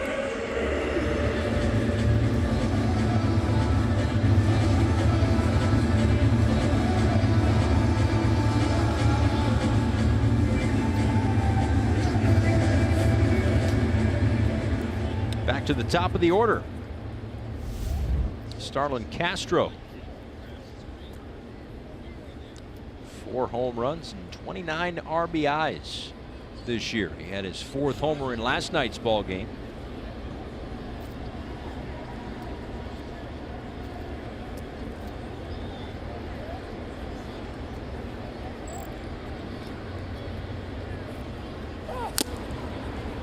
Oh, and 1.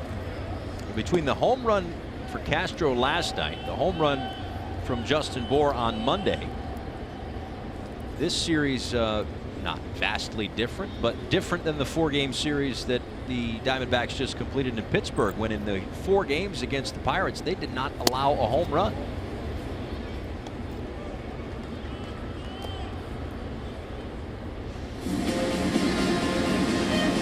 you shouldn't be surprised of the success of Robbie Ray on the road. Obviously tonight, shutout here in the bottom of the 6th. This is the start of last year in 19 road starts. He's 9-1 with a 2.17.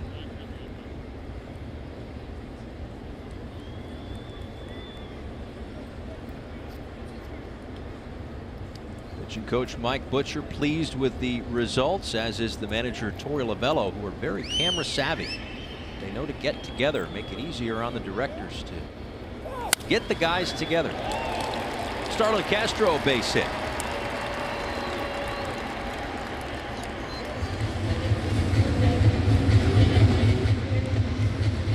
Are you ready for storm season? We are. See how you can prepare at fpl.com/storm. One out knock for Castro, and that'll bring up Brian Anderson.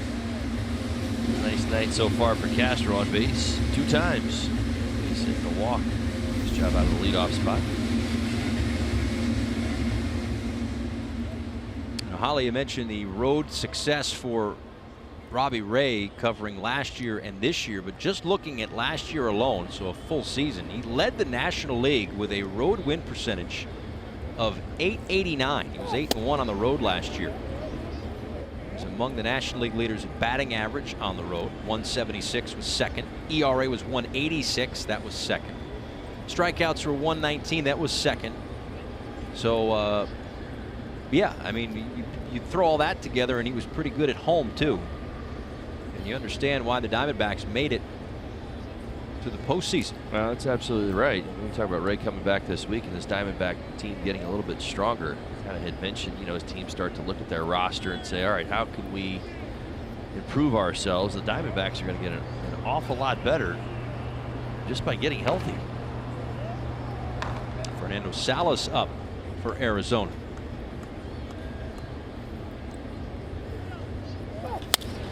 And now Anderson out to right center field. This is John Jay underneath it for the second out here in the 6th.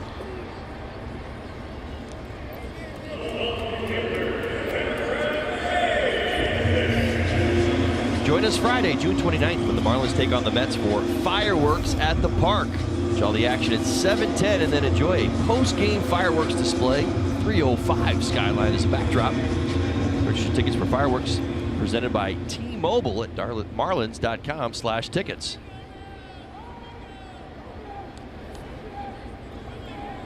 One on and 2 out for Cameron Maben, and check over at Castro at first base.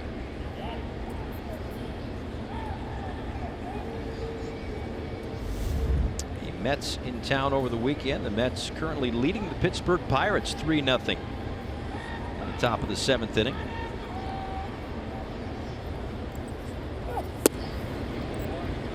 It'll be DeGrom on Friday, Matz on Sunday. And as it stands right now, a question mark for Saturday afternoon. In fact, the questions on both sides. We know that on Friday, Sandy Alcantara will make his Marlins debut. CEO Derek Jeter announcing that earlier today. Well, that's in place of Caleb Smith. And then the spot for Dan Straley, who's serving his suspension, is Saturday. So there's been some speculation that Pablo Lopez may come up and make that start. No official word on that yet, but Lopez did leave his start in the 2nd inning of last night's game, I believe.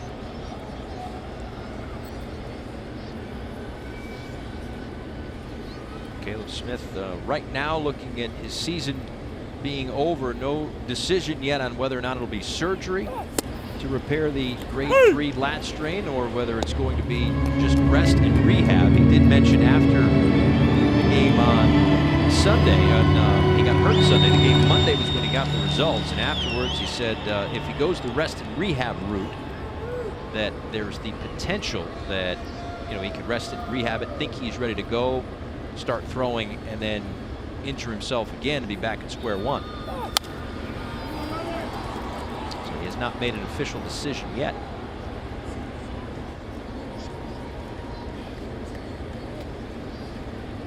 Yeah, that is a tough set of circumstances for Caleb. I mean, he accomplished so much here in the first half of 2018. You just really feel for him losing the rest of the season.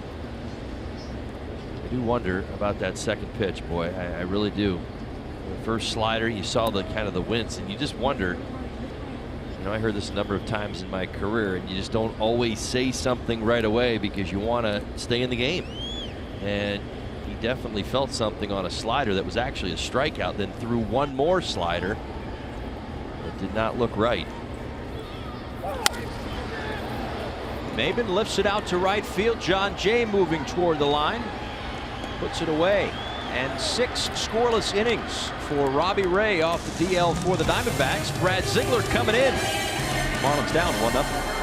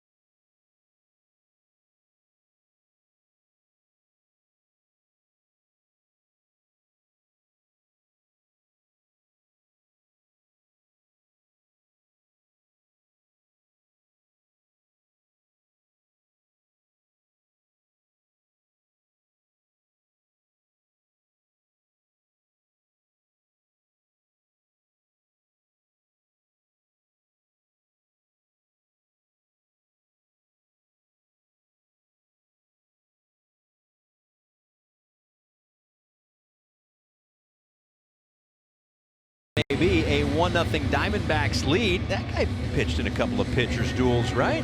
Through the years. Livan Hernandez in the house. Absolutely right. The master of subtraction. Always taking a little bit off. Was a big part of that 1997 World Series team. 4-0 NLCS and World Series most valuable player. Was here for reunion weekend a couple of weeks ago. Always gets a big hand from the crowd as Brad Ziegler is out to pitch the 7th inning after 6 crisp innings from Wei-Yin Chen. Game number 37 for Ziegler. See the 9 for 10 in save opportunities. It was the non-save opportunities that got him out of that role, but since moving into more of a setup or matchup type role, he has been back to form, and he has done a terrific job, certainly getting the ground balls, but just in a big sense, just being very effective out of that Marlins bullpen, which right now has a lot of different weapons. Yeah, he's kind of the counterbalance, right? We always talk about a little less velocity, a little more arm angle, a little more movement at home plate. How about this? 70.3 ground ball percentage. That's what you love. That's what Ziegler does best, and when he's doing that, that's second among National League relievers. He's typically getting outs. Since moving into the role, as you mentioned, he's been doing just that. Ketel Marte.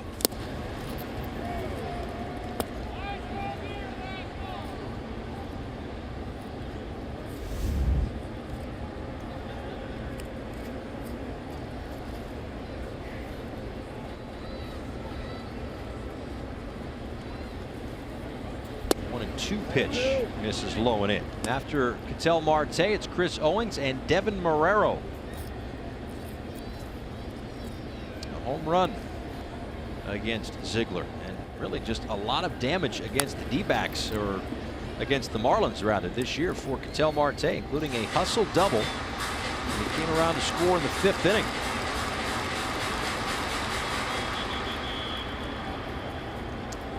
It's also showing you in many ways this Diamondbacks team has played itself into first place in the National League West. Impressive stuff when you see a young player play with the passion that he does. Certainly that double set the stage. The 5th inning. Kind of around first place, and then after they had swept the Marlins, they got into first place, as this is a foul ball, says first base umpire and crew chief Tom Hallion. One more look. Well, thank goodness. I'll just leave it at that. I think we would all agree that would be a triple. Should we just go ahead and give it to him now? Probably right. He's only got 7 on the season, for crying out loud. Yeah. Sorry, check that. 8. Forgot about the one earlier this series. Right, that's a record. But that's D-backs. Yeah, that's a strikeout.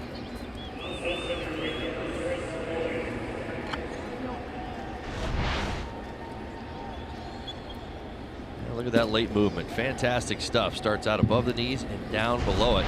See the reaction from Marte. He knows it. That is the tilt, as we say, that Ziegler has working right now. Strike to Chris Owings, who had a base hit but was thrown out at home plate, trying to score on a base hit by Devin Marrero and a strike from Lewis Brinson in center.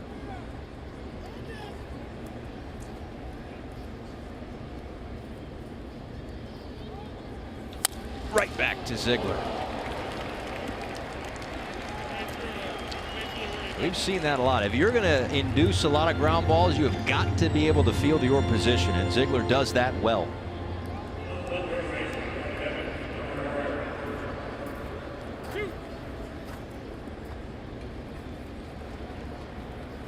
Adam Conley, the lefty, up for Miami. May be getting ready for Daniel Descalso, who has moved into the on-deck circle, which could signal the end of the night for Robbie Ray. But before that, it's the righty Marrero, who chops one to Rojas, who gets behind it and throws him out. A 1-2-3 seventh with a couple of ground ball outs for Ziegler. Marlins down 1-0.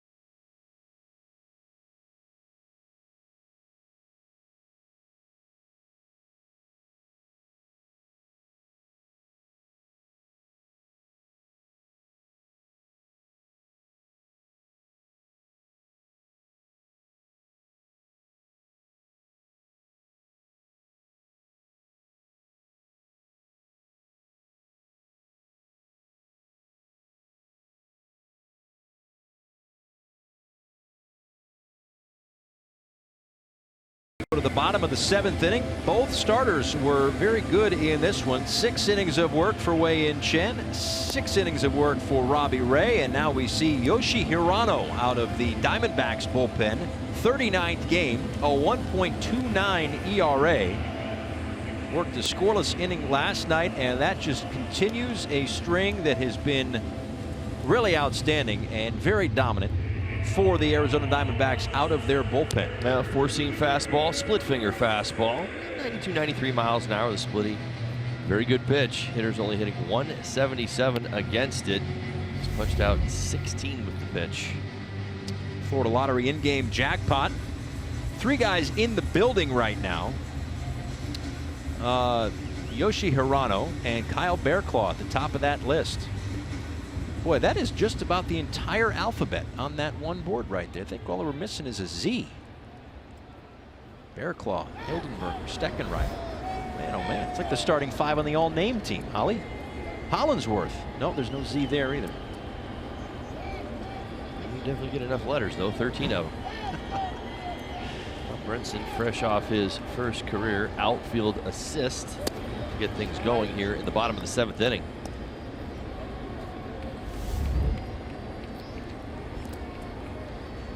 A couple of strikeouts tonight for Brinson. Certainly happy that Ray is no longer in the game. Tell you what, Hirano, no walk in the park either. And Splitty is tough. Your best to tell yourself not to swing at it. Make sure that it's at the thighs or higher. Give yourself a chance, but if it comes in just above the knees, more than likely will end up out of the strike zone.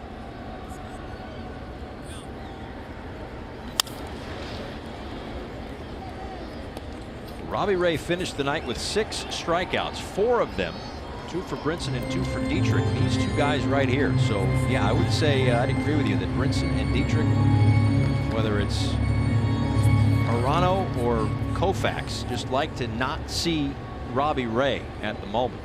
Sometimes that's all you need, is just a different look.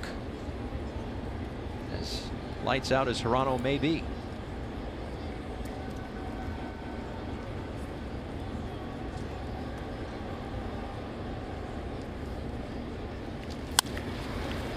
Grounded to second base. Marte gets it to Goldschmidt for the first out.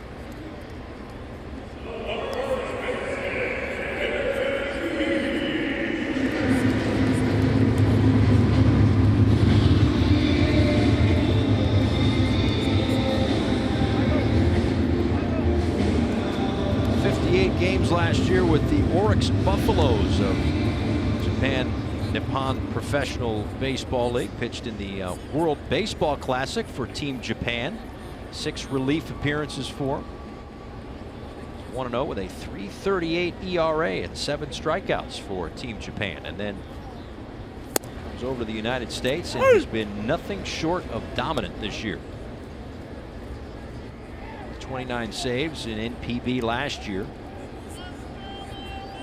12 seasons with the Buffaloes, 156 saves.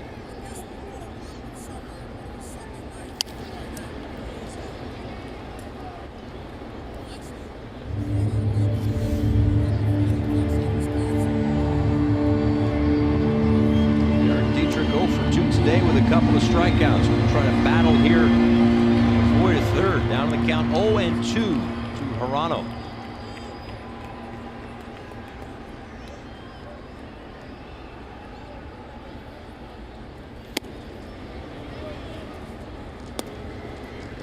Marlins have just 2 hits. One of them, Yadiel Rivera in the 3rd, was erased by a double play. And Starlin Castro in the 6th.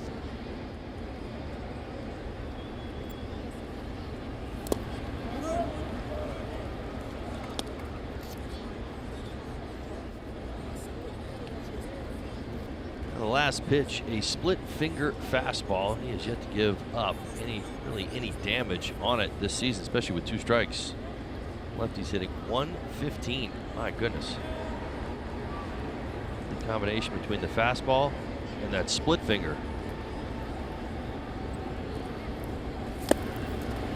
Cut on and missed. Away in the 7th.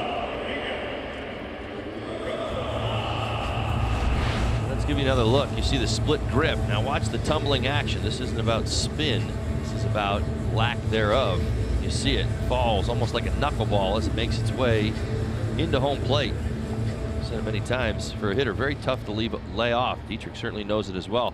You see a pitch out over the plate that tumbles like that again. Still, you're telling yourself, don't swing at it. And your instincts are to go after it because it starts in your strike zone. It looks like a pitch you're going to crush. And next thing you know, it's bouncing in the dirt. Rojas fouls that one back. And the split figure fastball is a very effective pitch, as we see here tonight. We've seen a lot of guys through the history of baseball, very effective pitch, but it's also one that can leave a lot of strain on the elbow, right? Absolutely. Absolutely. I mean, he doesn't, this isn't the overpowering type. His actually more like a changeup. He actually throws it at 84 miles an hour. Of course, his fastball sits in that 92, 93 range.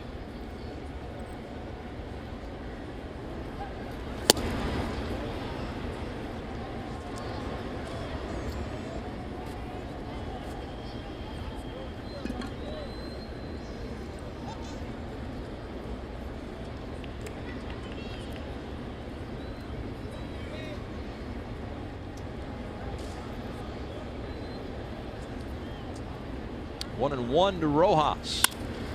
On the ground to Ahmed at short. And it's a 1-2-3. Another scoreless inning. 20 2/3 now for Rojas.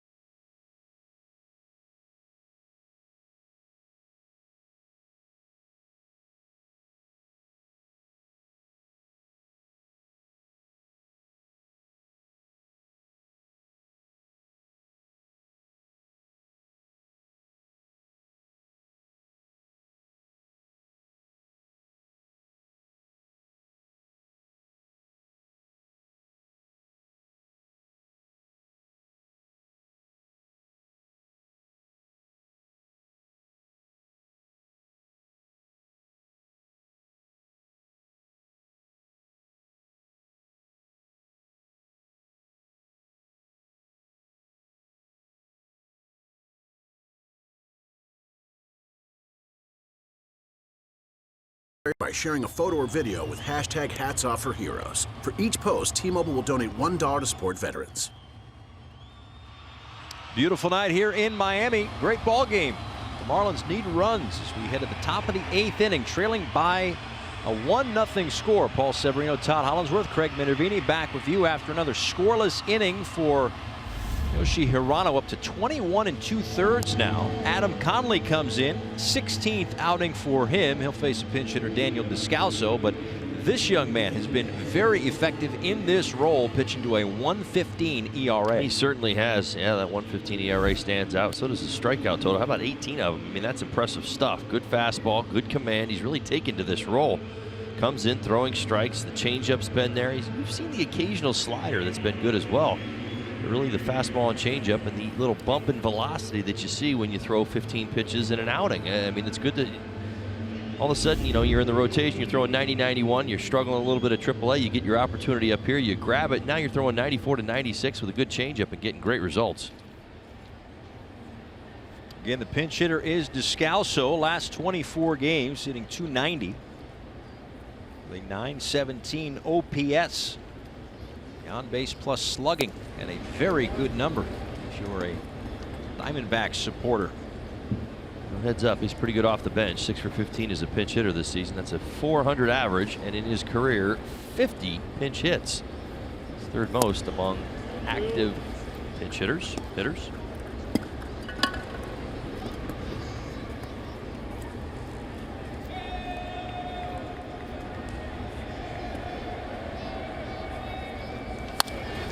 One line to right field. Anderson looking up, and that one is gone. A home run that just got over the wall. A solo shot for Descalso. Just as fast as you roll the numbers out, you see this happen. Descalso typically finds himself on the 4th spot in the lineup. 9th home run of the season. How about this? 6th pinch hit home run of his career.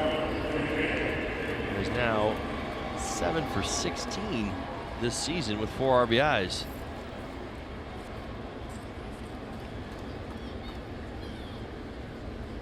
A low line drive that gets out, and a hard hit ball. Nice play by Dietrich at first base.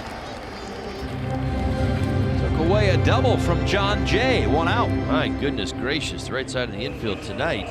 Starling Castro and now Double D. The exact same thing. Little Matador. Rocket.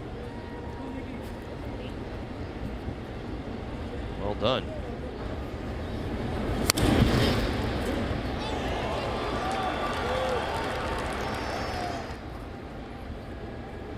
A late add to the lineup at first base tonight for Derek Dietrich.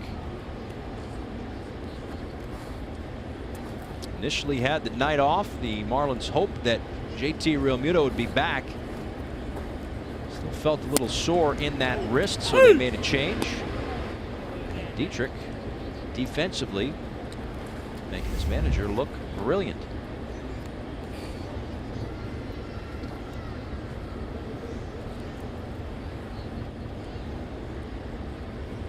Here is Nick Ahmed, who's also made a couple of nice plays at shortstop tonight.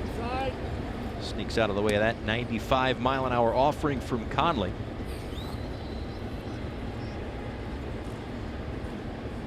It was Ahmed who had a base hit taken away by Starlin Castro on a great play in the 4th inning.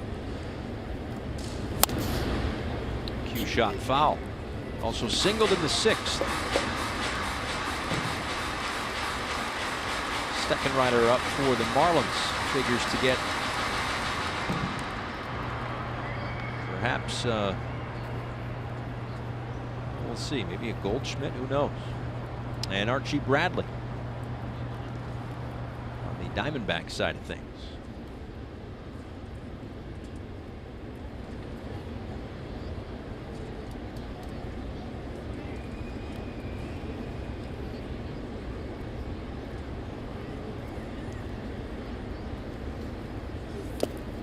Not much in terms of the offense tonight on either side, not just in the run column, but in the hit column too. The Diamondbacks scattering 6 hits over 7 1/3 of offensive chances tonight. And as I mentioned before, the Marlins with just 2 hits. Both starters terrific, 6 innings on each side. Wei-Yin Chen, a nice bounce back after a rough one in Colorado, and Robbie Ray off the disabled list tonight. Missed a little less than 2 months. Oblique strain. 6 scoreless innings. Paul Goldschmidt looming for Arizona.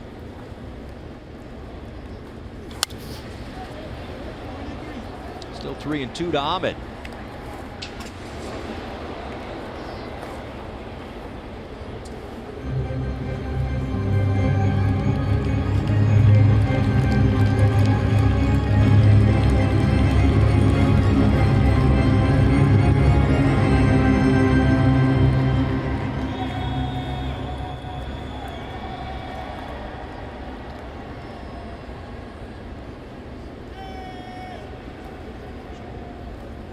Again, the payoff pitch down the left field line this time.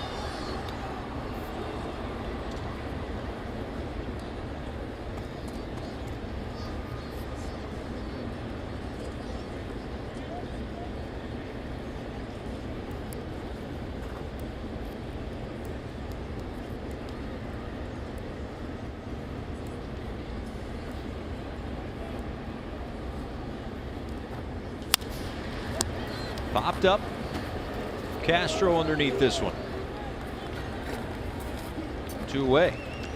Well, nicely done by Conley. Good bounce back after the home run to Scalzo. A change up there. First one was up. On that out in front. One down. And Don Mattingly has already motioned to the bullpen. So it's going to be Drew Steckenrider against Paul Goldschmidt with 2 outs. Make the Florida Lottery call to the bullpen here in the 8th.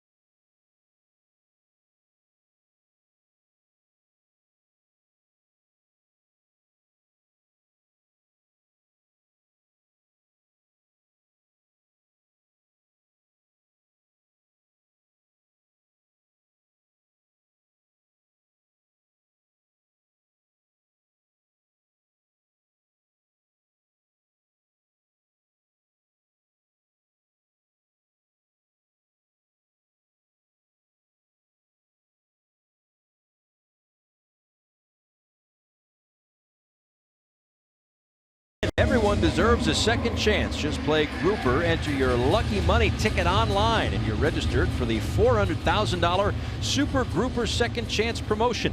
The Florida Lottery, it's your ticket. Must be 18 or older to play. Play responsibly.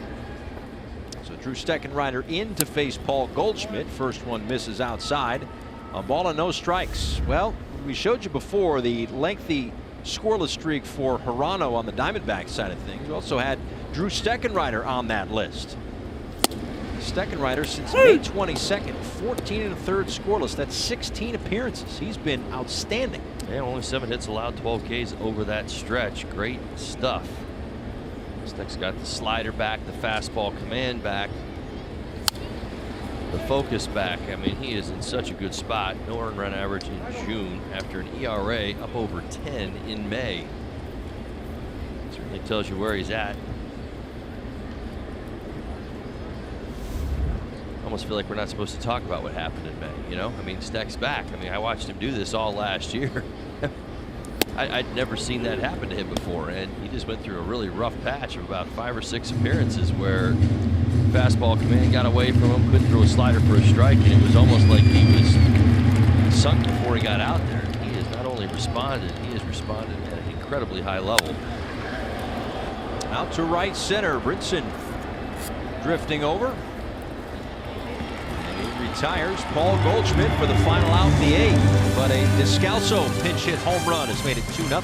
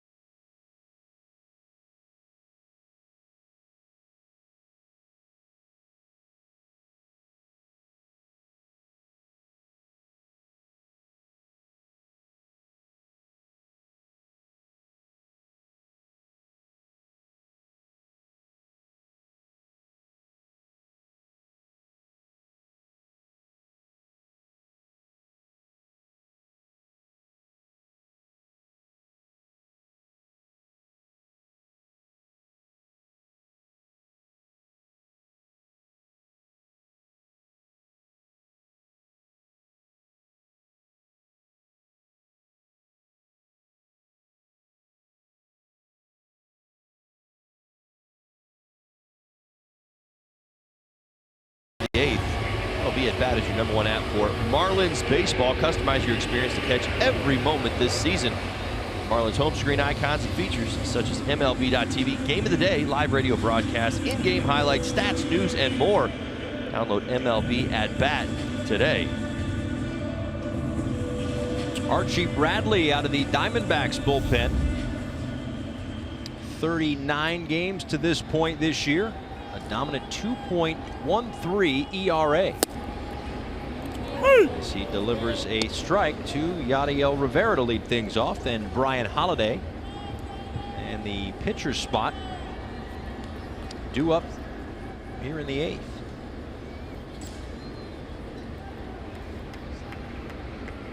Bradley in the news this week with did a podcast. Speaking of runs, 2 runs, one of them earned in 13 innings pitched, and an .069 ERA in his last 15 appearances. Ooh, fought off by, my goodness, Rivera, and got somebody in the Diamondbacks dugout. They're all smiles. All right, Gerard Dyson's okay. He's too fast. Can't get him. So was that pitch at 95 miles an hour. One quick out here in the 8th.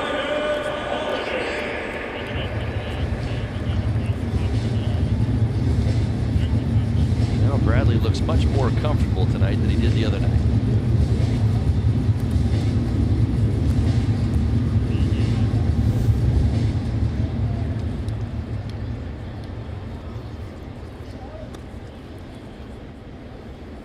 Ryan Holiday 0 for 2 tonight.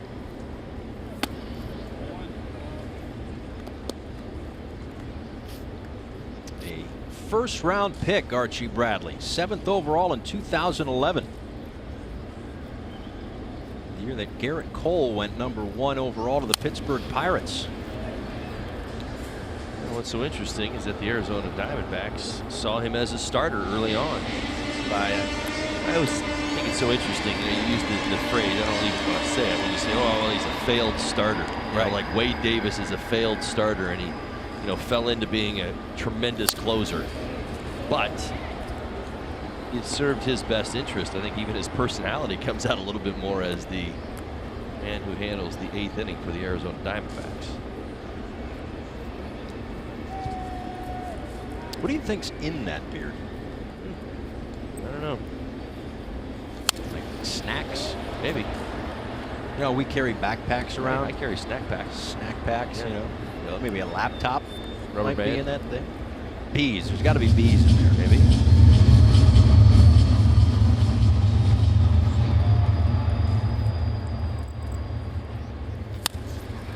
Chop to third. And Marrero with the throw to retire Holiday. Now Justin Bour was in the on-deck circle, but he is headed back to the dugout. And with 2 outs and nobody on, the skipper will save that weapon and use JT Riddle off the bench. JT 0 for 2 here in 2018 as a pinch hitter.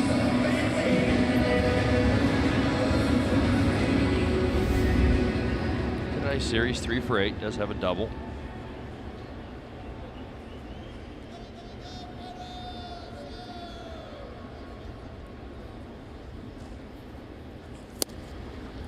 There's a strike on the outside corner at 95 miles an hour.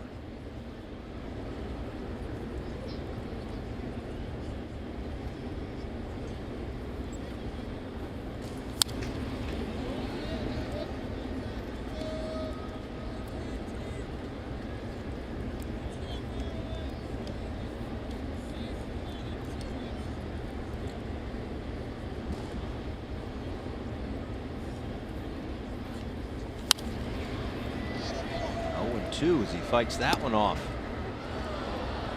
No shortage of velocity. That one at 96 from Bradley. We talked about it with Adam Conley before about whether you're a starting pitcher, you've got to save yourself for 95, 105 pitches. You're throwing about 20 a night. You can really let it eat. That's what Bradley has been doing. Much like Conley. He's found his role in the Diamondbacks bullpen. The 0-2. Inside. That is his arsenal. High velocity fastball, over the top breaking ball. 12-6.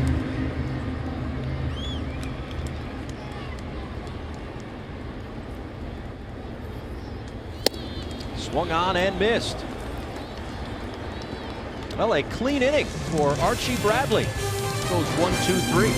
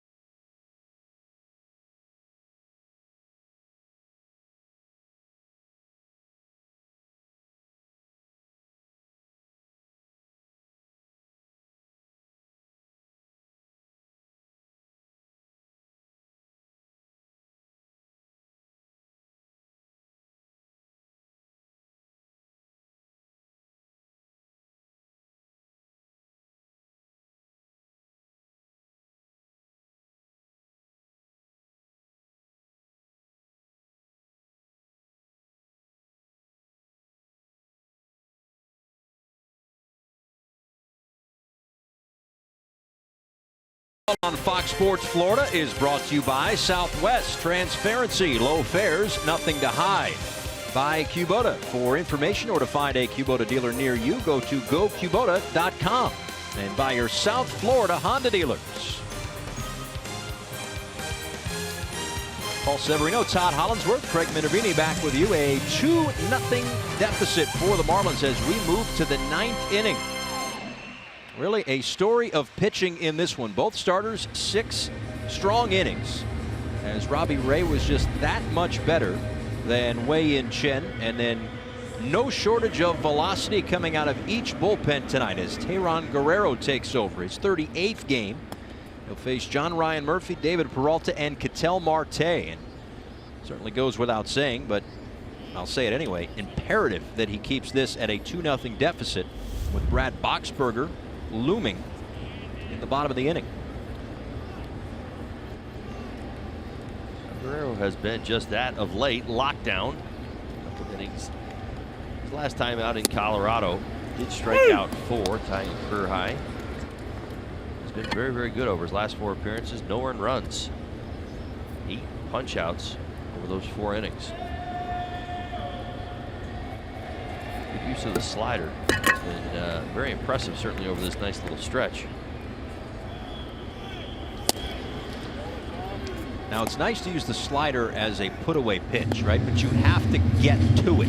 Well, I think ideally, you know, for Guerrero, it's a little bit of back and forth. Sometimes it's using it at the front end of the bat, getting his fastball to play up. But ideally, you've got to get the hitters off your heat. I mean, everybody knows how hard he throws. The book is out.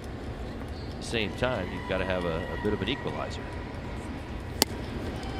It's a pretty good one right there. Murphy really not even considering what to do with a slider right down the middle of the plate. He's thinking about 98. He was thinking about his chin on that last one. And here it comes right back over the middle of the plate. So now 1-2.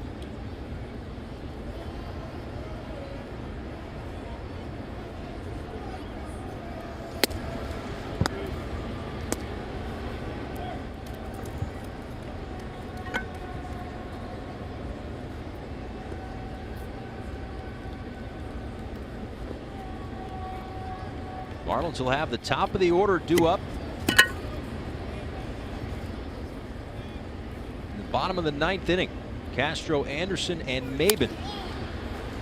As John Ryan Murphy fouls that one into the seats. It's Brad Boxberger. We also have Justin Bohr, the Marlins do, on the bench.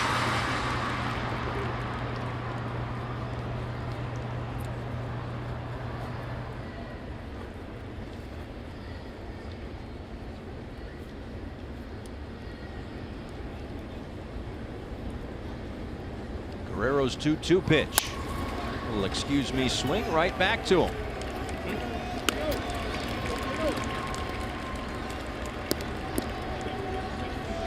Again, a pretty good example of where his slider is at, how much trust he has in it. First out in this inning using the slider. I'll show it to you one more time. I mean, this is where you get messed up. I mean, it's not that ideally he is trying to reinvent himself. He just needs that equalizer. Again, for swings like that, bad contact is as good as a punch out. Who doesn't love to see him blow away hitters? But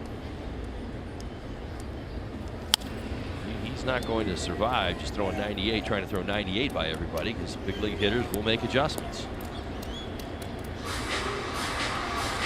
Now, is his slider made better because of his fastball? Absolutely. Or in a vacuum is the slider good anyway? You're not sitting. You have to pick a pitch. You have to pick one or the other. Now, I can't imagine too many hitters are going to go up there and think, okay, I'm going to sit on his slider. I mean, that's just really what it comes down to. Maybe you will, maybe you'll get one, but the bottom line is you have to pick between that and that. You can pick one and defend the other, but you're not going to ideally sit on both, because of the gap in velocity. 14 miles an hour. You can't decelerate enough to get your barrel on the ball.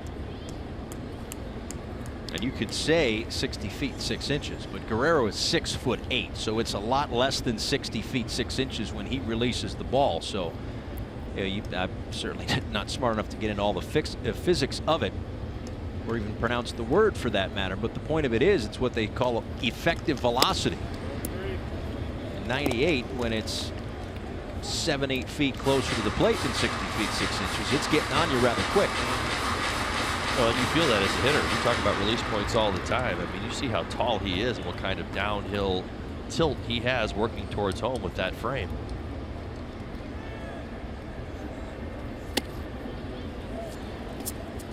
By working a 1-out walk in the 9th inning, David Peralta has now reached base safely in 10 straight ball games. Just the second walk issued tonight by Marlins pitching. Chen walked Paul Goldschmidt in the 4th. Otherwise, that's been it in terms of the free passes. 6 really good innings for Chen. 5 hits. The 1 walk, the 5 strikeouts, of course the run, very important. Brad Ziegler worked the 7th inning. Adam Conley gave up the home run to Descalso. Ketel Marte takes a strike, and then Drew Steckenrider got the last out of the 8th inning, and Guerrero working here in the 9th. But the Marlins on their side of things, just the 2 hits.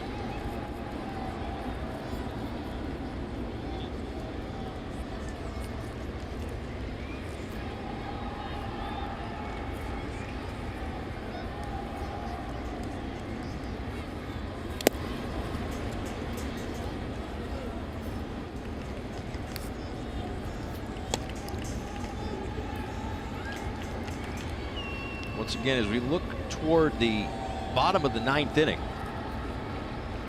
the 2 position players that have not been used tonight are Bohr, who we saw in the on-deck circle, and JT Realmuto, figuring to face Brad Boxberger. The thing with JT, we should note, is that in an emergency he could catch with the wrist that's been bothering him, but probably wouldn't be able to swing a bat. At least that's what Don Mattingly said before the game. Castro puts it away for the 2nd out here in the 9th.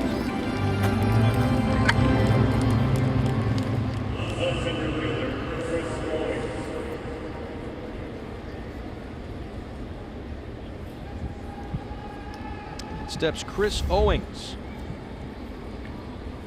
Flew out in the 3rd, a single in the 5th, and grounded back to Brad Ziegler in the 7th.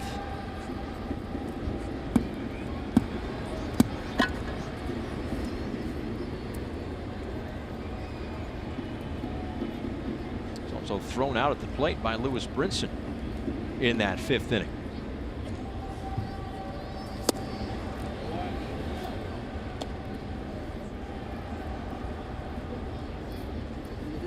Quick turnaround for these 2 teams tomorrow. A first pitch a little after noon. Trevor Richards goes for the Marlins, coming off a really good start in Colorado. And former Cy Young winner Zach Greinke on the mound for the Diamondbacks.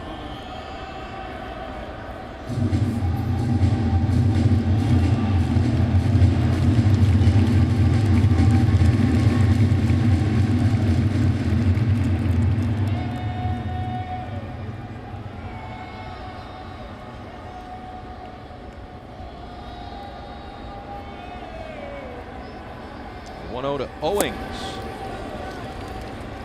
97 miles an hour from Guerrero. So we took a little off. Trying to find the strike zone, right? Well, he has actually been doing that a little bit more of late. I'm not going to dare say that's what was going on there on the 2nd pitch of this at bat, but we have seen him a few different times in the last few outings really kind of throttle down a little bit to that 92-94 range in hopes of finding the strike zone a little bit more. So he's figuring it out. It's been impressive. Watch him kind of grow as a pitcher. I mean, I don't think too many people would argue, go all the way back to April. I mean, there were a number of times where we just kind of cheer him on like he's, you know, he's a young man who's got a gift of throwing 100 plus mile an hour fastballs, and that's really all anybody wants to see. But the reality is he's got to learn how to pitch. And of late, he's been doing a fantastic job of it.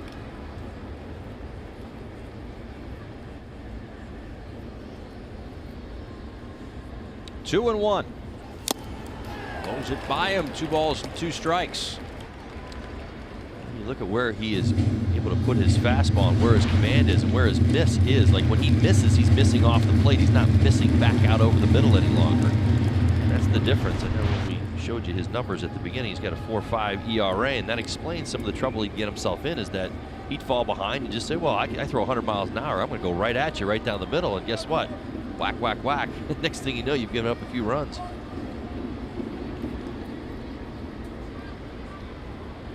2 balls and 2 strikes. We'll do it again.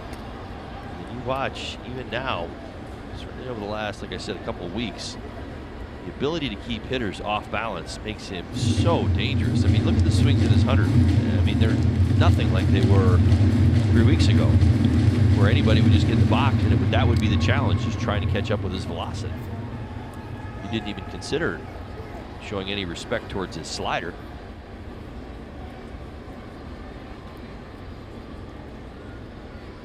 Holiday sets up on the outside corner. That one in the dirt. They'll throw down to first base to complete the strikeout. So Guerrero works around the 1-out walk, strands a runner. We go to the bottom of the 9th. Marlins down 2.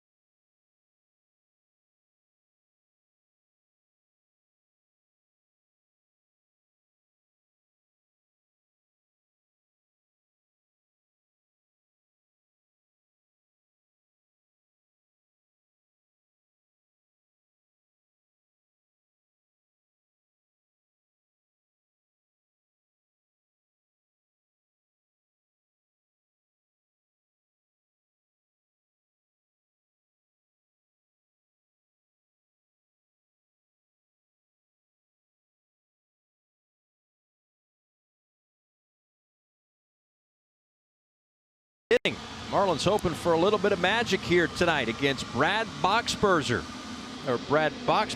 rather. The WB Mason post-game show is coming up. Craig Minervini and Jeff Nelson, Ray and Chen, a pitcher's duel, no doubt about that. We'll hear from Don Mattingly as well, and hopefully it's a happy Don Mattingly, but going to need a little rally here. They'll have the top of the order due up, Castro, Anderson, and Maben, but Justin Bour is looming off the bench.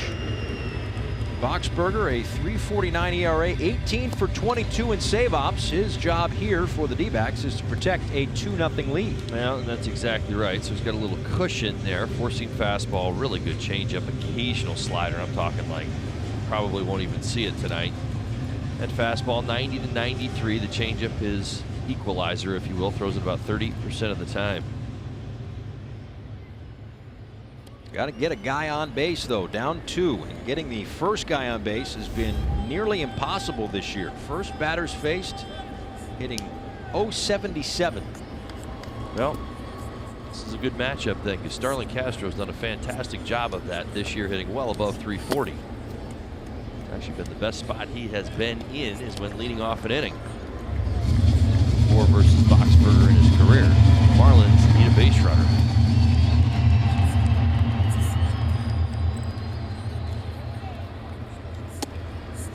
Inside 2-0.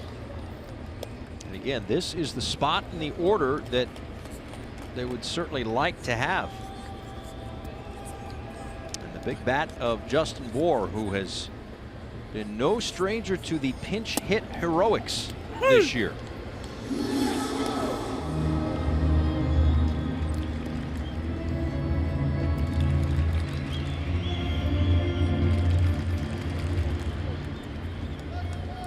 Castro with a single in the 6th inning.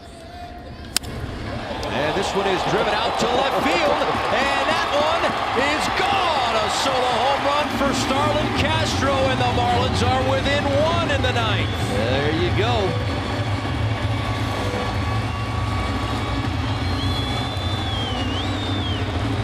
Hello, how do you do? Talk about getting a base runner. How about cut that deficit in half?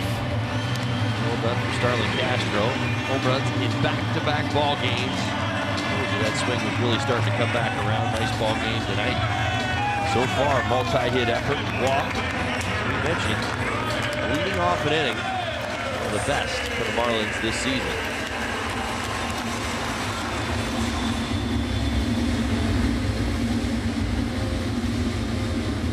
And now Brian Anderson, who with a walk in the 4th extended his on-base streak to 24 straight games. Fastball, and boy, oh boy, it's to the inside edge, misses a little bit. Starlin all over it. Different pitch from last night, but same location. Is really locked in on that inner third. 418 feet, 102 miles an hour off the bat. Let's give you another look. Yeah, the difference last night was a breaking ball, had to get out over his front foot a little bit more, kind of go get it. That same location there, the fastball stayed on his backside very nicely. Anderson doesn't bite, and it's 2-1. And Moore on deck.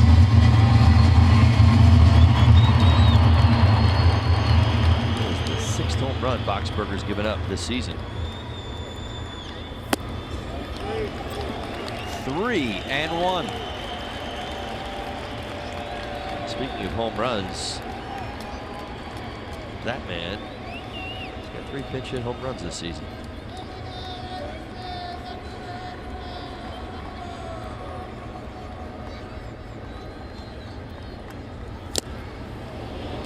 That's a 3-1 swing from Anderson.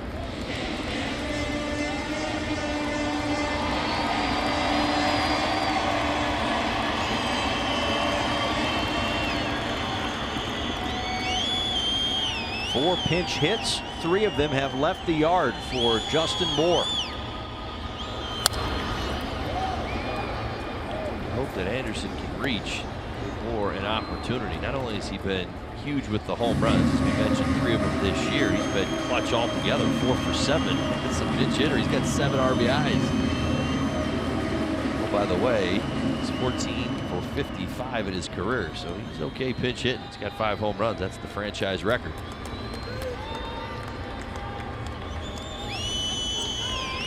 Payoff pitch is down for ball 4.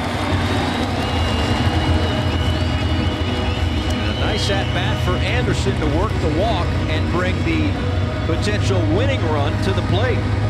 Well, I'll tell you what, nice game planted by Anderson. He was not fooled or in any way going to chase the changeup. Put himself in a good position, battled nicely, and did exactly what the situation demanded. Get over to first base. Second walk of the night.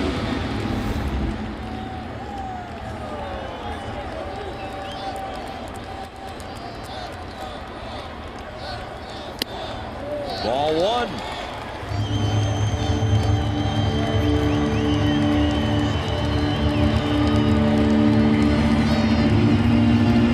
For 7, 3 homers, 7 RBIs as a pinch hitter this year for Justin Moore. Can he do it again? 2-0. And out to the mound goes John Ryan Murphy.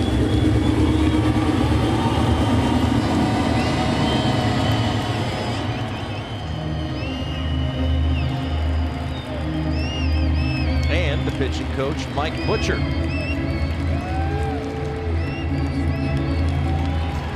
Well, Brad working himself into a box here, having given up a home run to Starlin Castro to make it 2-1, the walk to Brian Anderson, and now down in the count 2-0 to Justin Moore.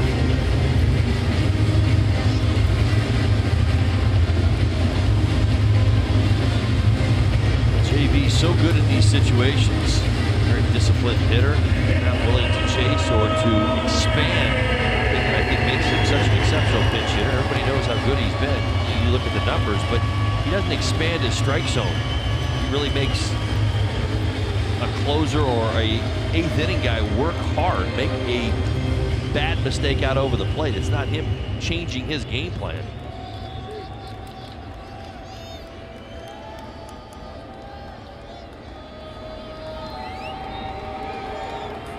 Two balls and no strikes.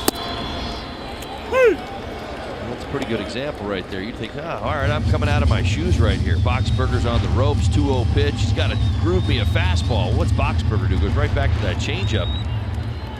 JB wanted no part of it, as he should.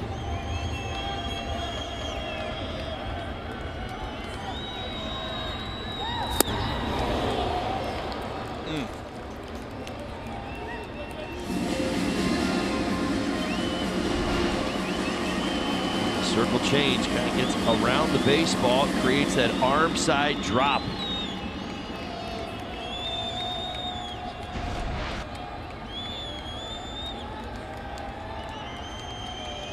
Two and two. And a called strike three. Back to back to back changeups. Throws it 43% of the time to lefties. Let's take another look. All three nearly identical. Arm side run, sink, and drop. Big step back from velocity.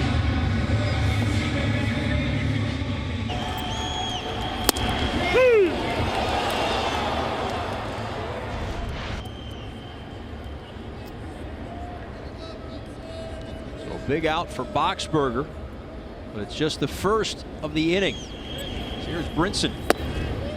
Takes low. Again goes to the changeup.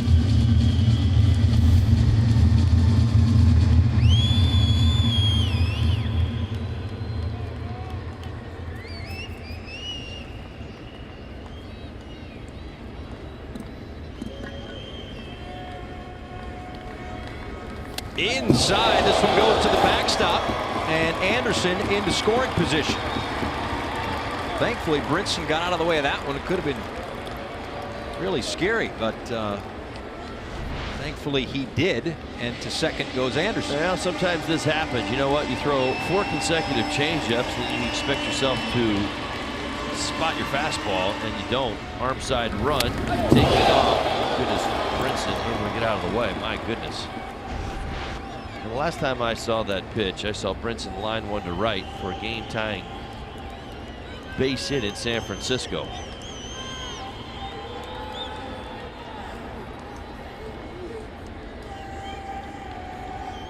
He could use another one of those right now.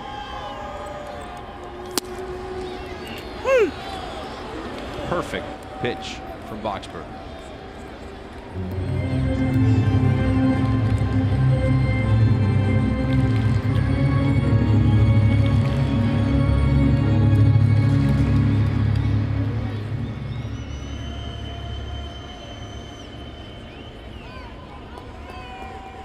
Two and one.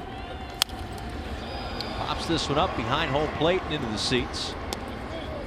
And it's 2 balls and 2 strikes.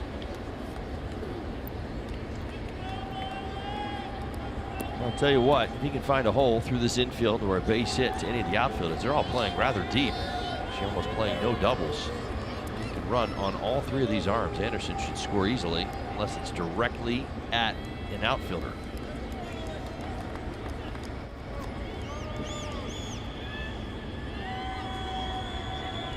Two and two. Chops it to third. They'll look Anderson back. And that's the second out of the ninth.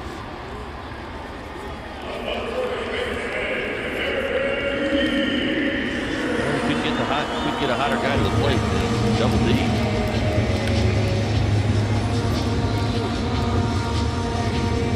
Just looking for some redemption tonight. 3-12 in the series. Strikeout victim all 3 times. He's got a chance to be the hero. He's certainly been that a number of times here in the month of June. And I'm sure he knows what Boxberger's been doing to the lefties.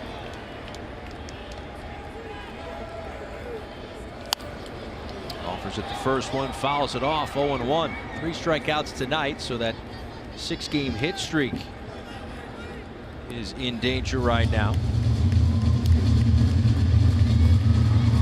7th inning or later, a .309 hitter.